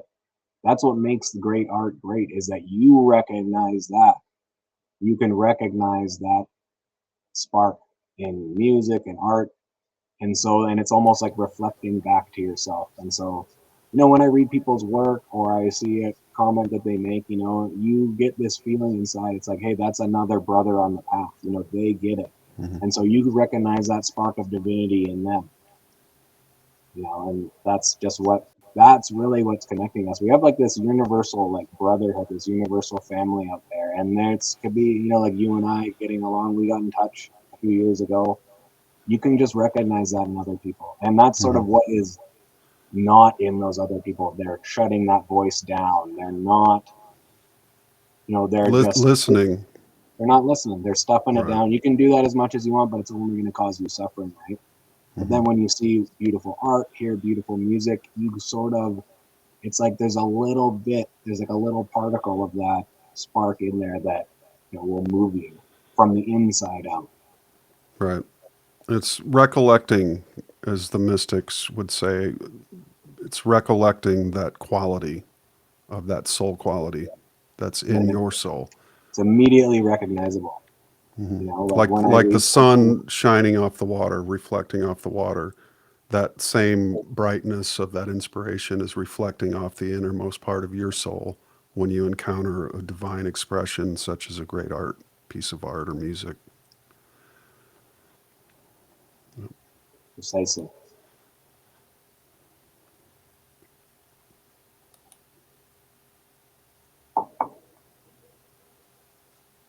The state takes the place of God.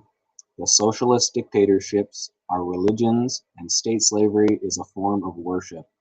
But the religious function cannot be dislocated and falsified in this way without giving rise to secret doubts, which are immediately repressed so as to avoid conflict with the prevailing trend towards mass-mindedness.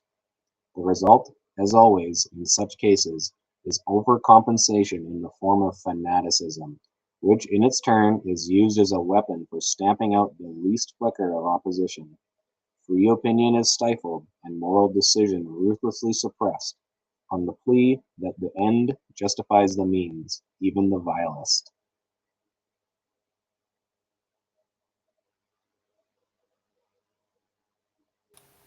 The policy of the state is exalted to a creed. The leader or party boss becomes a demigod beyond good and evil, and his votaries are honored as heroes, martyrs, apostles, missionaries. There is only one truth, and beside it, no other. It is sacrosanct and above criticism. Anyone who thinks differently is a heretic, who, as we know from history, is threatened with all manner of unpleasant things. Only the party boss who holds the political power in his hands can interpret the state doctrine authentically, and he does just as suits him.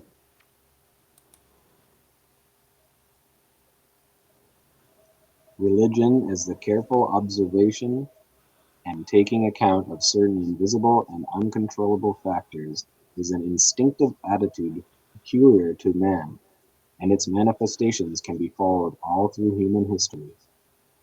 Its evident purpose is to maintain the psychic balance, for the natural man has an equally natural knowledge of the fact that his conscious functions may at any time be thwarted by uncontrollable happenings coming from inside as well as from without.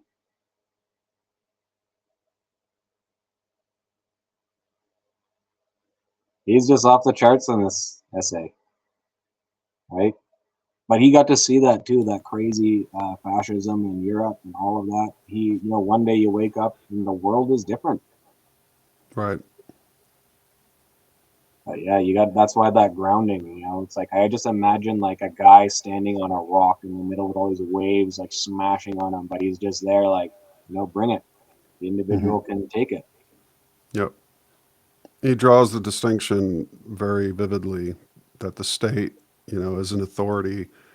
It doesn't matter what your individual mindset is because it can just cut you down, But with religion as he says it's sort of a unseverable, connection that keeps you from, I guess you could say, falling into a state of despair that is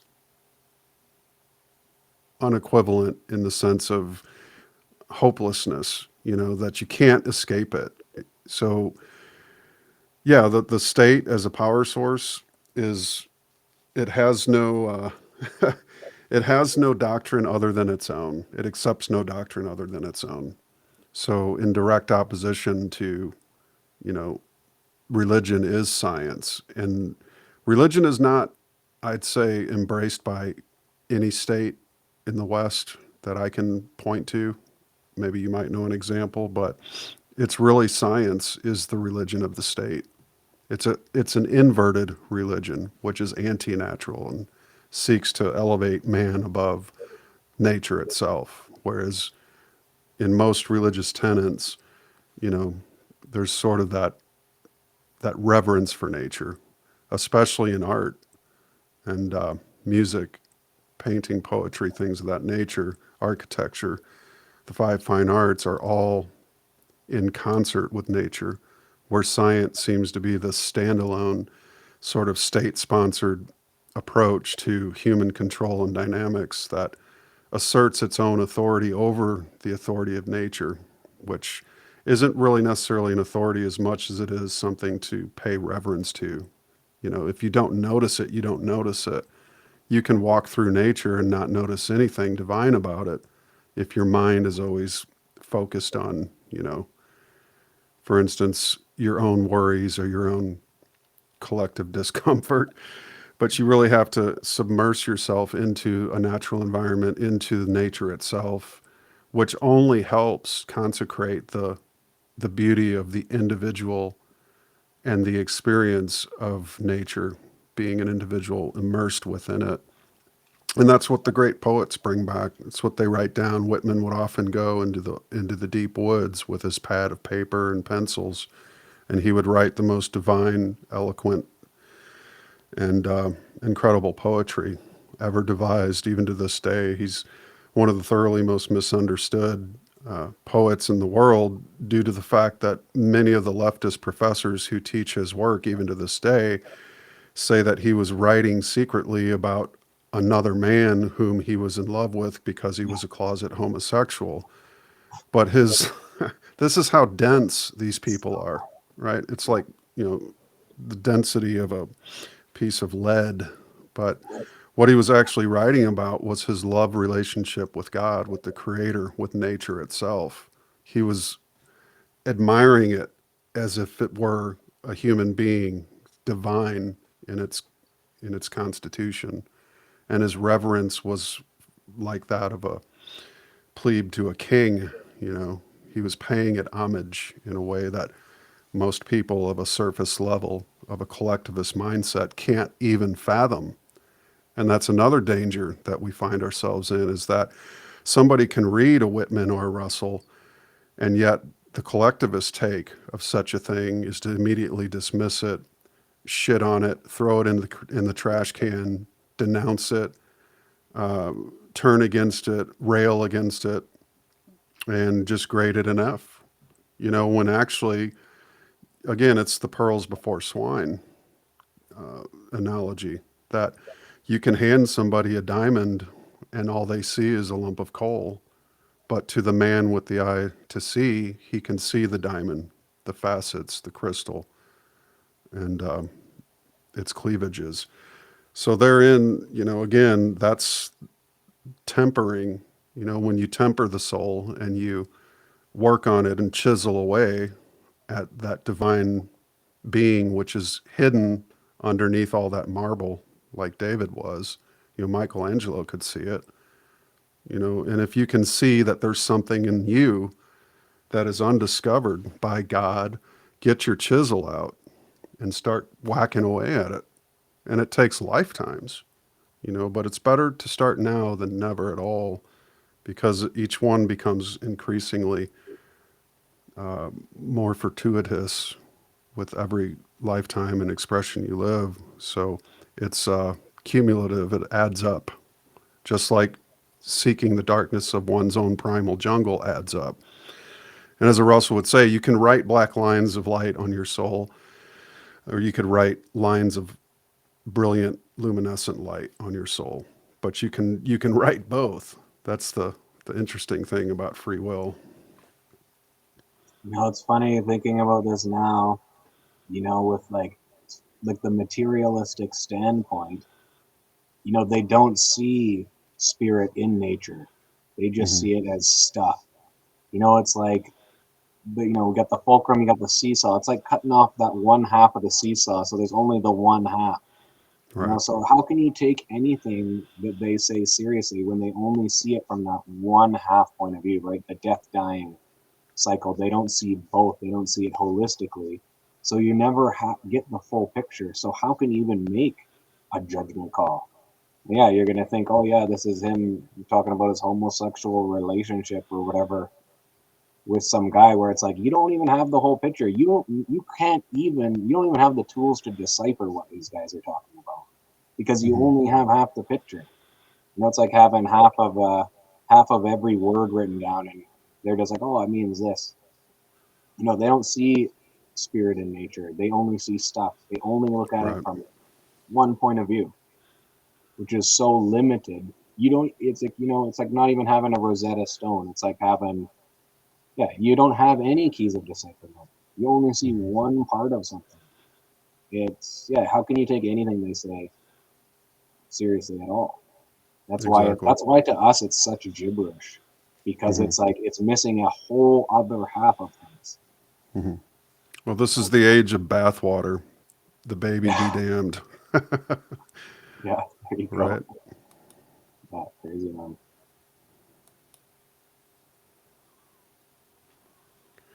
The dictator state, besides robbing the individual of his rights, has also cut the ground from under his feet psychically by depriving him of the metaphysical foundations of his existence. The ethical decision of the individual human being no longer counts. What alone matters is the blind movement of the masses, and the lie thus becomes the operative principle of political action. The state has drawn the logical conclusions from this, as the existence of many millions of state slaves, completely deprived of all rights, mutually testifies.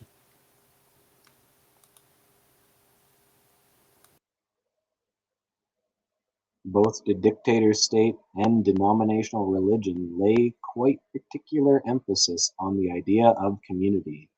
This is the basic ideal of communism, and it is thrust down the throats of the people so much that it has the exact opposite of the desired effect. It inspires divisive mistrust. Just as the addition of however many zeros will never make a unit, so the value of a community depends on the spiritual and moral stature of the individuals composing it.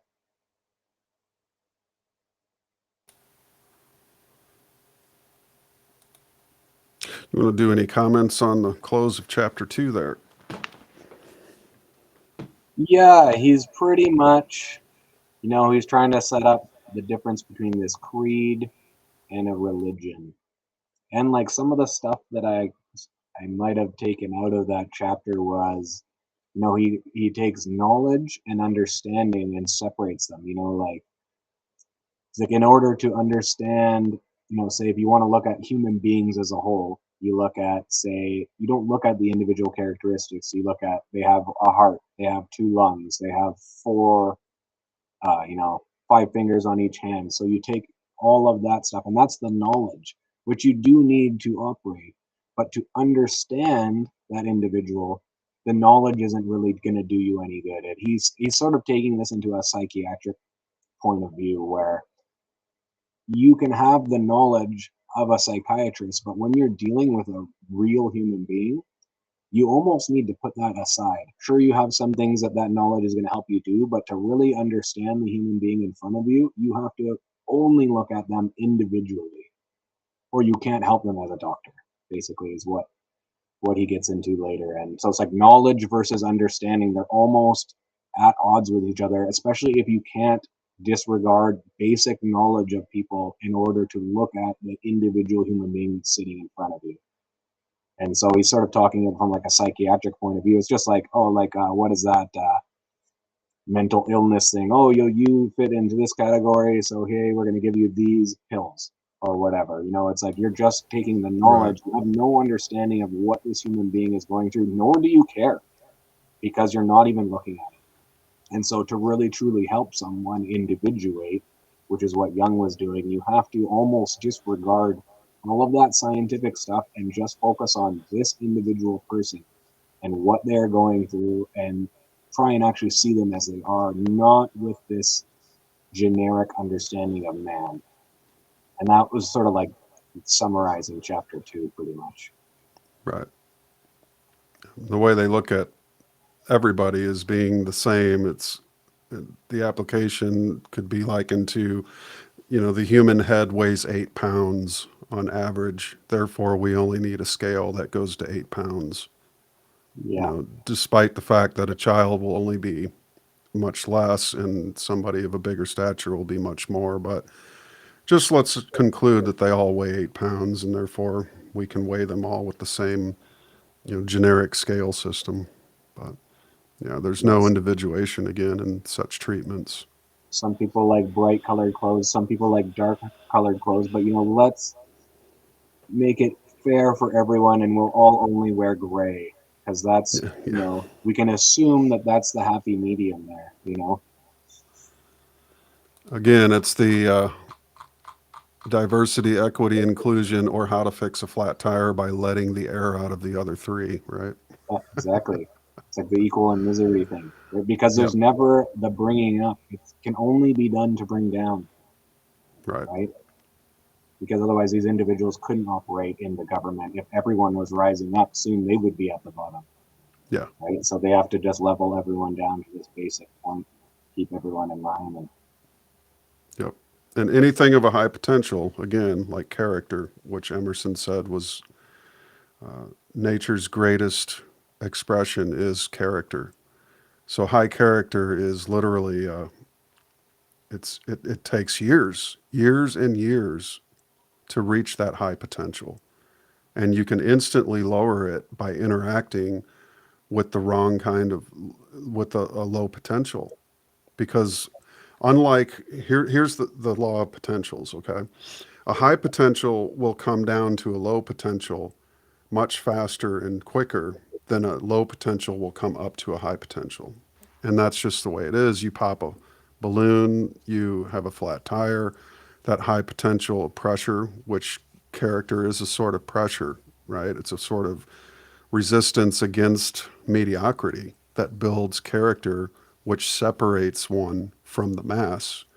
But if you pop that with the bad interchange of a low potential, you're going to bring all that pressure down to the low potential. And next thing you know, you find yourself in the midst of a war, of a chaotic situation, a stampede, a riot, a Black Friday at 6 a.m., people getting stomped.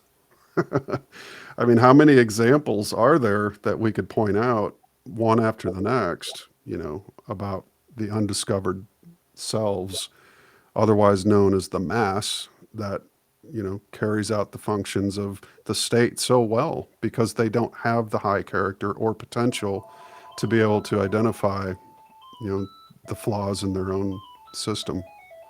War is so dangerous. It's nothing is created during war; it's only destroyed. Exactly. The position of the West on the question of religion. Chapter 3. We are faced not with a situation that can be overcome by rational or moral arguments, but with an unleashing of emotional forces and ideas engendered by the spirit of the times. And these, as we know from experience, are not much influenced by rational reflection and still less by moral exhortation.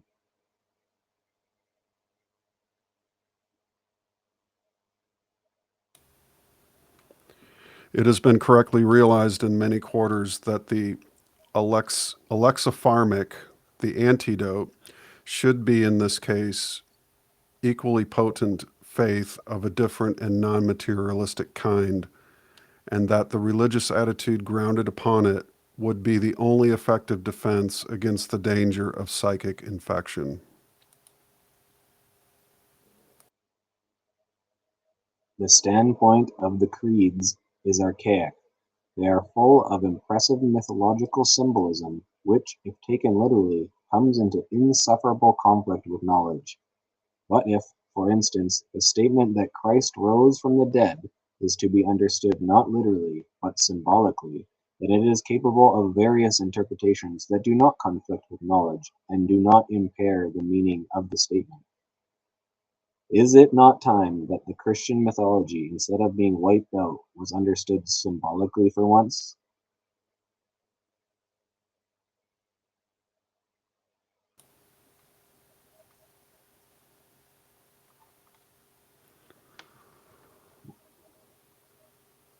The West cherishes the same scientific and rationalistic Weltanschauung with its statistical leveling down tendency and materialistic aims as the state religions of the Eastern Bloc. What then has the West with its political and denominational schism to offer to modern man in his need? Nothing, unfortunately, except a variety of paths all leading to one goal, which is practically indistinguishable from the Marxist ideal. It requires no special effort of understanding to see where the communist ideology gets the certainty of its belief that time is on its side and that the world is ripe for conversion. The facts speak a language that is all too plain in this respect. It will not help us in the West to shut our eyes to this and not recognize our fatal vulnerability. Well, how do you say it much more succinctly than that? Yeah, I'm just still laughing about that tire. That's so funny about the four tires. How you fix it is let all the other air out. That's like such a good metaphor for that's exactly how these people think. Oh, we Right. got a problem here. It's not fix the problem, it's bring everything down to that level. Well, that's the materialist mindset. That's the explosion half of the wave, which is not reciprocal. You know, and you look at nature, its reciprocity is its most dominant feature. And how can you not notice the giving and the regiving of that absolute seesaw of perfect balance? And if it's not balanced, it quickly finds it. So you just, again, we have this, and you could say it's the effect of a dogmatist, scientific materialist approach to explaining reality. You know, one pill fits all, one size, is good for everybody. The hell with color. Let's just all wear gray suits. That's all the futurist movies all show the common man and woman in the same color outfit, you know. And you look at even Hollywood today. Here's a stunning admission by many of the film editors that they actually edit when they edit the film. For instance, the latest Napoleon film. You see on set, photographers gathered photos of the set from behind the scenes, and Napoleon is absolutely as bright and colorful as you could possibly imagine. But then you have the editor admitting that, oh, we filter everything through a grayscale filter before it goes to the big screen. Why would they do that? Do you wonder, right? But literally, they are, you look at the colorful Superman movie of the 80s compared to the latest Superman, and it's all dark. It's become dark. And why do they do that? What is the purpose of that? I think the whole of the psychological nature of the warfare is to make everything colorless, to devalue it, to cloak it under the guise of this collectivist mindset, this gray man matter universe of basically mediocrity, right? So the champion of the mass is mediocrity itself. So you have there the clear distinction and differentiation. So the natural approach for anybody who's unfolding or in a budding stage of genius would be to take its opposite, to take the colorful, to take the natural, to not have the inverted mindset, to take the self and champion it above the mass, above, and to go critical with the way you think. You must be critiquing and critical of things. And it's not judgmental to be skeptical. It's healthy, especially in times like this. So often I'll hear, I heard my own family members call me a skeptic or, why do you have to be so critical? Well, because my life depends on it. That's why. If I'd have taken the shot with the rest of you, where the hell would I be right now? Probably in a cancer ward getting, treatments, right? For which I could have otherwise avoided had I been a little bit more critical. So, I mean, And your even on life literally depends on your ability to be critical and take the opposite direction of where the mass is going, which is off a cliff. yeah, well, like Jung sets up his all the functions, right? Thinking, feeling, intuition, and sensation. But thinking and feeling are the judgment functions. So if you don't judge something, you don't think or feel any way about it. Like you should judge every step you take. Every step you take should be this calculated judgment. You're not just gonna walk off a cliff, and that's what they want you to do. It's funny. They want you to walk off a philosophical cliff, and then they'll be the ones there to catch you, right? With their Exactly. slogans, and that's why the slogans, and it's just, yeah, only the people who don't have a self will be repeating that. And even with the superheroes like you're talking about, like I read a lot of old comics to my kids, like the old original Spider-Man, which was created by really great guy Steve Ditko, who he was into Rand and Nathaniel Branden, and he went to the Objectivist Institutes, and he quit Spider-Man when it was like peaking because he had philosophical disagreements. But all superheroes were individuals before, and now it's like they're trying to make them collectivists. It's like Captain America is a communist now. You know what I mean? Whereas before he was, this this rock that everyone would rely on in these comic books because he's making his own judgments, right or wrong, and he will take the responsibility for that. And it's funny, they make superheroes now collectivists rather than these individual people who can actually enact change in the world. So it's just coming down on everyone from day one, right? I'm sure kids, cartoons, what they teach in school, it's all collectivist, Right. So the individual is like stamped out before it even gets chance to rise up, Right. which is just a shame. And every method of teaching, from the Skinnerian models of education to Pavlovian conditioning, it's all done to basically, and especially the kids looking out the windows, right? Those using their imagination are targeted for ADHD treatment. How John dare you? Isaac, How they got dare their you think? brain waves Yeah. How scanning your dare you brain think waves. outside of the box, right? Yeah. How dare you think, right? At all. On your own. That's the thing. You're thinking on your own. You're imagining. Yeah. Imagination is really that first thing you're born with. You start imagining things. Who knows even where it comes from, right? But that's what shows you there's something else going inside the human being that isn't materialistic. It's that they can imagine anything, Mm-hmm. you know? Yep. Yeah. What happened to the good old days of rock and roll where it used to be, hey, teacher, leave those kids alone, to, hey, people, start supporting Ukraine? Yeah. Or listen to your teacher and don't Right. question anything they say. Yeah. And Rage that's against the machine has become rage for the machine. It's yeah. unfathomable to me.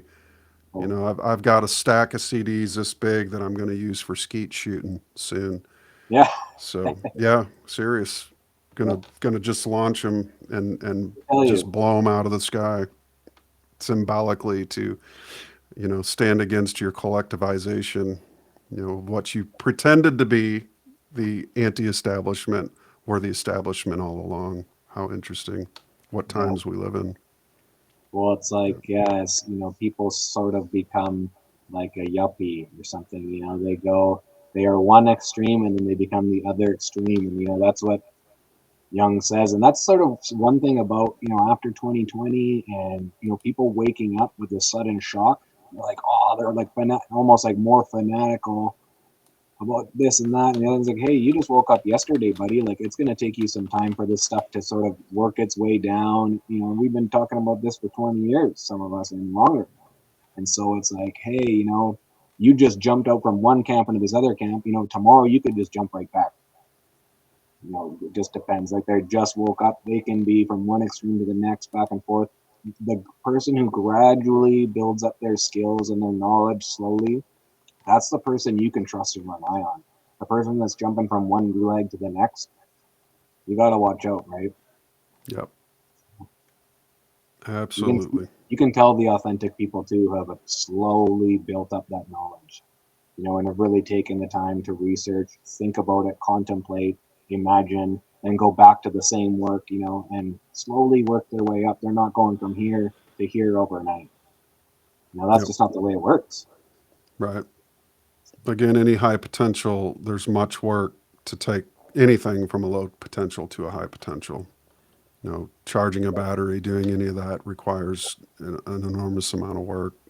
And that's electrical expenditure, which all human bodies must do. So, you know, it also comes down to the fact that a lot of people are trained now from a young age to look at work as something that humans don't need to do, that we should just, lay around, or, we're this false idea that we're so advanced that we don't need to work is one of the most damaging things to the youth that I've ever encountered. And so when my grandkids come here to visit, I instill into them that, grandpa's got things to do. You guys can help me out.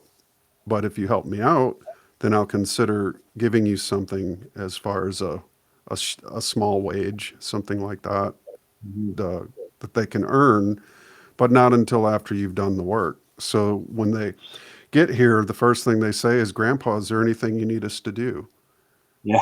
I didn't even teach him to say that. I just, I'd come in, I'd see him on the iPads, and I'm like, okay. That's why I built the playhouse in the front yard, so that they could go out there and use their imaginations instead of their iPads. And we have this rule too, where it's not just you on your iPad the whole time. We have things that we do. So, a system that we've developed that works well, and they actually are excited to help me because they know that there's some benefit to it, but they don't look at it as something that they don't want to do, that they're just doing for the money. The money's a side effect of the fun of the right action, you could say. And so you're instilling this. And I know you as a parent, Luke, I'd have loved to have you for a dad. When I Yeah. was, if I imagine myself as a kid, what kind of dad would I want? Somebody that would instill values and a system of values, and the idea of, hey, there's this fulcrum within you, this creator, this anybody who's a student of the Russells, for the most part, and I've met many great ones that would be just tremendous parents, and because they have this idea of a reciprocal nature of universal dynamics, which others don't. It's more than just a one-way heat, death, dying universe. It's a universe of love, and its model is reciprocation, giving for giving, syntropy and entropy, inhalation and exhalation, not just a one-way fear-based Machiavellian model, which is sitting on the side of somebody's bed like Hillary Clinton. She actually does have a copy of Machiavelli's The Prince that she sleeps next to, along with Tony Blair and other world leaders who understand that the best way to rule when love doesn't work is to use fear, which is one way. Machiavelli said it himself. Machiavelli, I should say. Well, All there's a right, good brother. grounding in those principles too. Grounding in reality is going to really benefit children. Absolutely. Whereas like if you're fed some sort of an illusion, the world isn't going to make sense to you. You're going to be frustrated by what's happening. You're not, the way we were all kind of raised. And I like what Walter said, is to get rid of man's toil through technology would be the goal. But work will never go away. Right. And when you're grounded in this reality of, and that's like, again, it's making you capable. It's like the hierarchy of competence. You're slowly building yourself up, and the earlier you start, the better. The earlier you can do work and enjoy, the better. Exactly.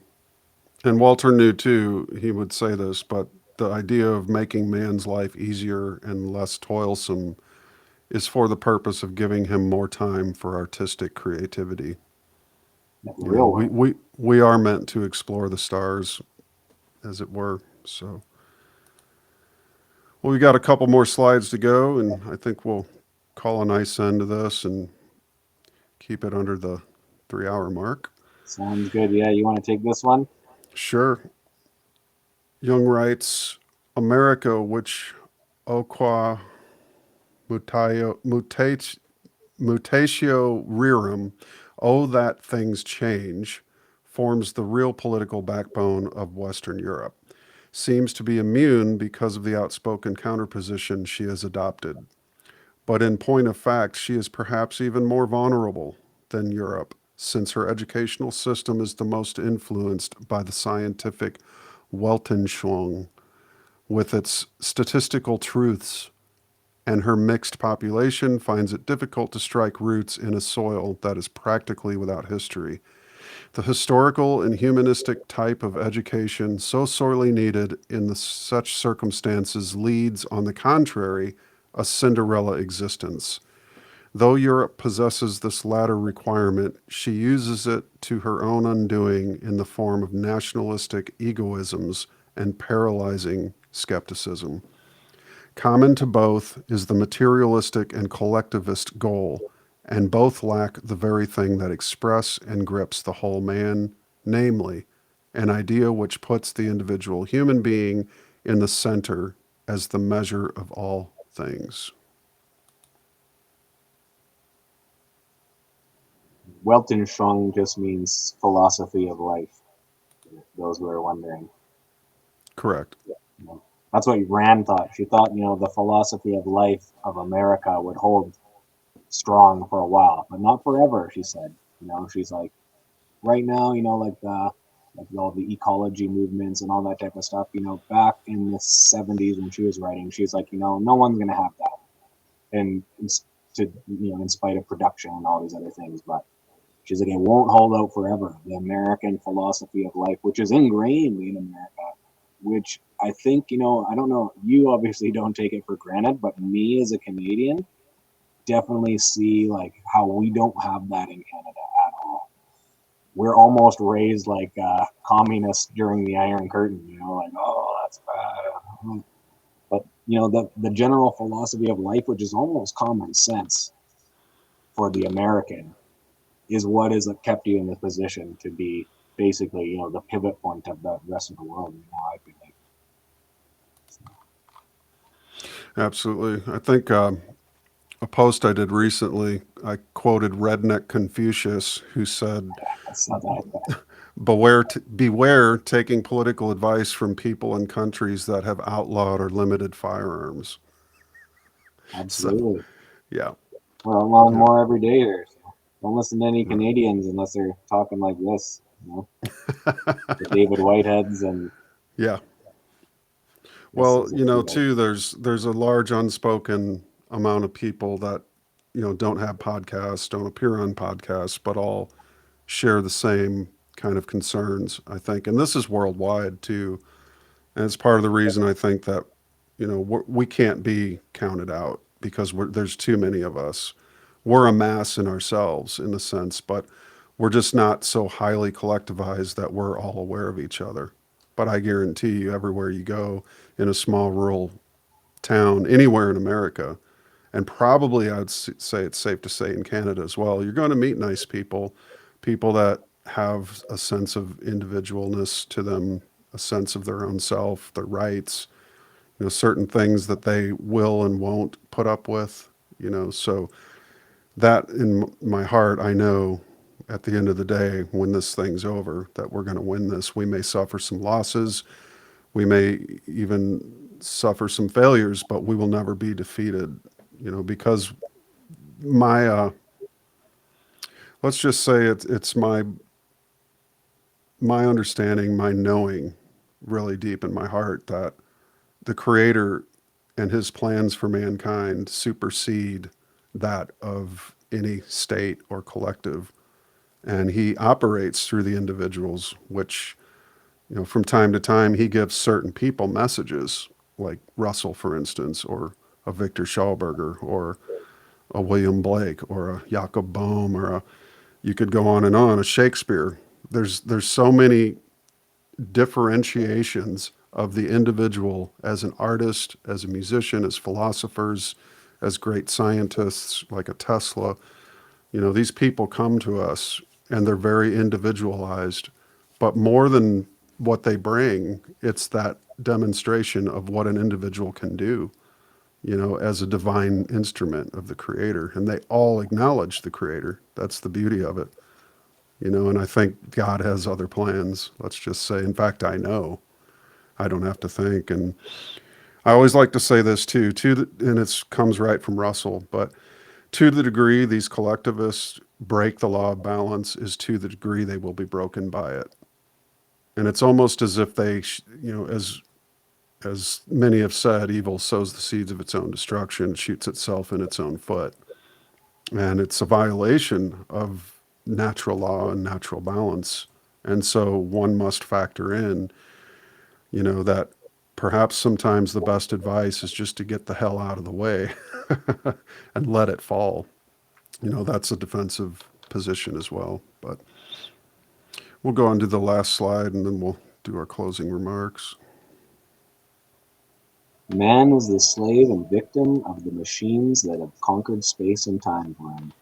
He is intermediated and endangered by the might of the military technology which is supposed to safeguard his physical existence.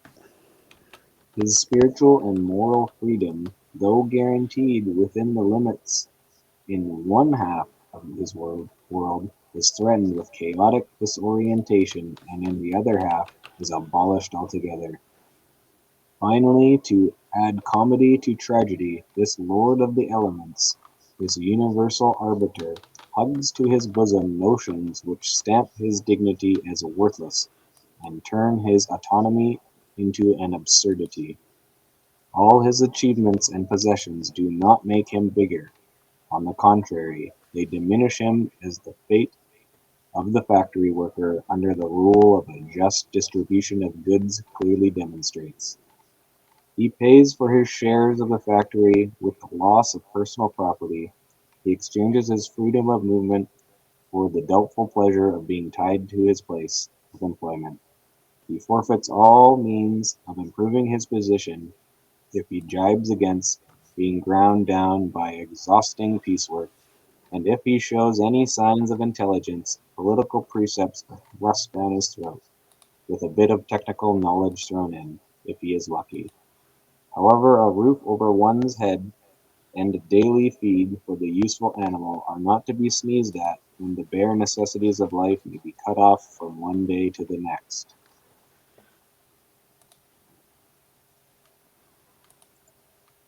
Well, there it is. Yeah, and that's why they're always undercutting everything. You know, growing your own garden, if you're sort of self-sustained, then you're not so worried about your supply being cut off. You can be more individualistic.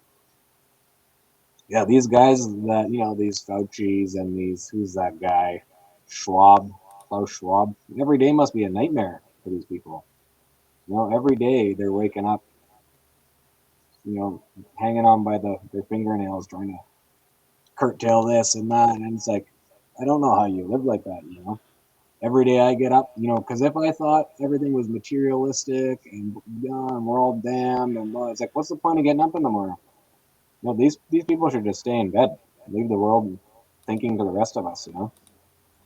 This must be a nightmare to live like that, believe that way. And that's why we have this sort of nihilist philosophy spreading out through society, is because they see the world only materialistically. Yeah, it's just a shame. What else is interesting about that is sort of, you could say the materialistic outlook is a sort of reliance on, sort of dependence on predictability. You're good at predicting outcomes, but what's wrong with that is it doesn't factor in for accidents or things that happen that are outside of your control. And so they a lot of people, and this is unfortunate in this truth movement, the black pill mentality, and I've seen it and I see it repeatedly, even with the outlooks on Trump, the outlooks on radioactivity, the outlooks on the shape of the earth, is that again, it's the dependence on predictability, being able to have an absolute replacement or something that what's going to happen. It's a mindset that I think needs a certain amount of comfort in order to experience a level of trust for life. It's difficult to put this into words because it's something I haven't given a whole lot of thought to, but I've been thinking in the very meantime about this interesting thing that I'm seeing in this movement, and that if it's the lack of having space for chaos itself, that makes one dependent on predictability. And someone like a Klaus Schwab, even all their, you could say he's just the figurehead of a bigger cancer that's in humanity. But all their scientific research of the past 100 years, if not 1,000 years, psychological research, predictions of how humans will behave, how they will act, can't account, all those models cannot account for sometimes a shoot that goes in a different direction outside of these predictability models. And that one shoot could be enough to derail the entire thing. Again, it's a low potential, right? And a low potential cannot overcome a high potential. That's why they're at war with the individual, because the individual is the high potential that's risen out of the low potential called the collective. It's why we can term a man a genius, yet we cannot term mediocrity genius, because it is anything but. It's in the mass of man. It does not rise to distinguish itself as something that stands alone, an original, authentic being of distinction and dignity. You know, you don't have dignity as a mass. You have the least of dignity. You're considered part of the herd, an animal, and you're dealt with as a herd, or as, you know, to be called as they see fit. And they have called and are calling, Culling, much of the human race, because of the ignorance of the human race, which allows for this calling.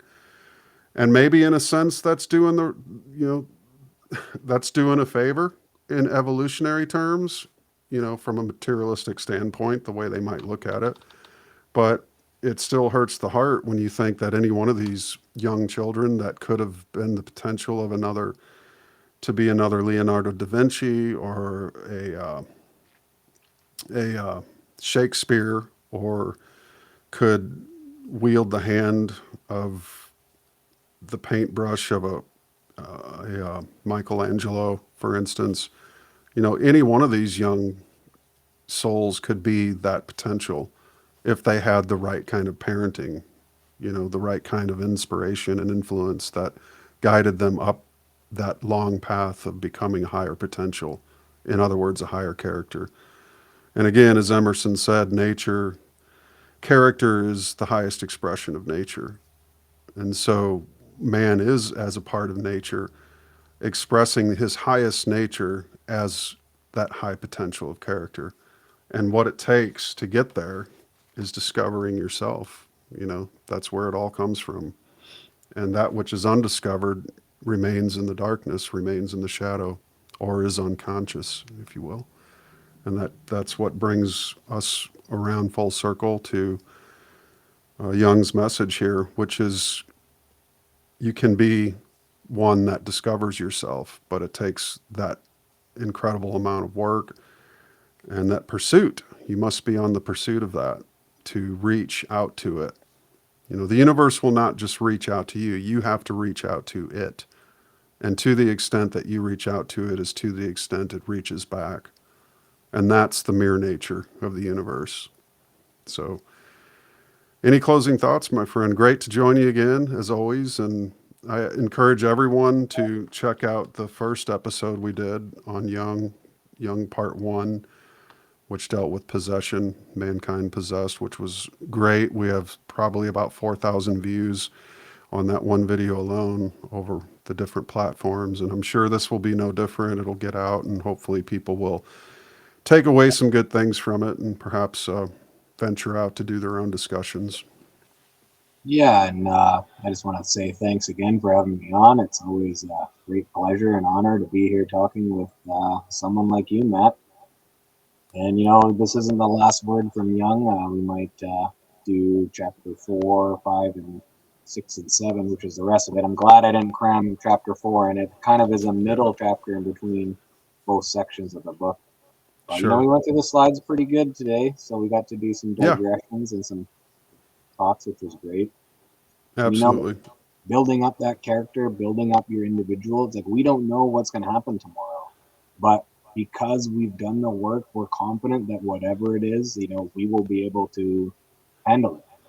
You know, and these other people, they're so unconfident, these people who try and control everything, because they aren't confident in themselves. So they have to control this external situation to the millionth degree. You know, and that's almost the exact opposite of that individual person who is, you know, has character, is qualified, has competence. You know, we can't do everything. I can't do everything, but it's like, you know, I'm confident in my skills that I can meet whatever the day brings.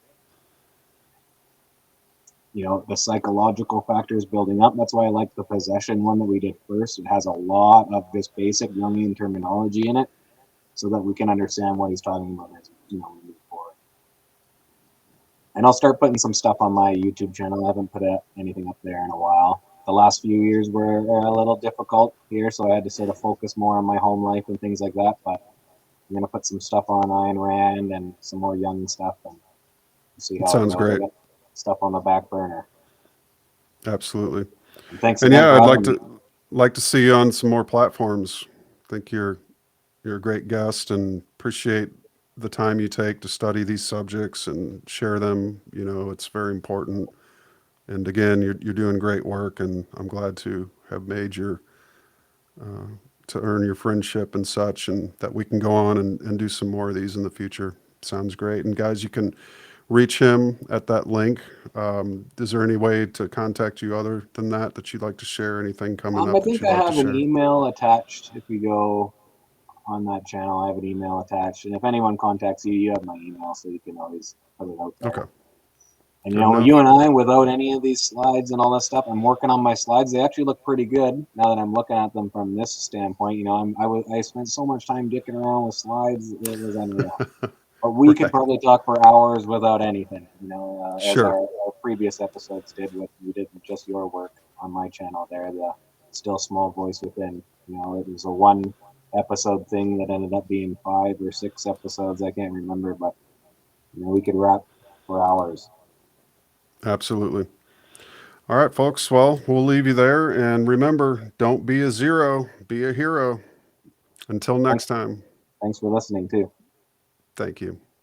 Take care, guys.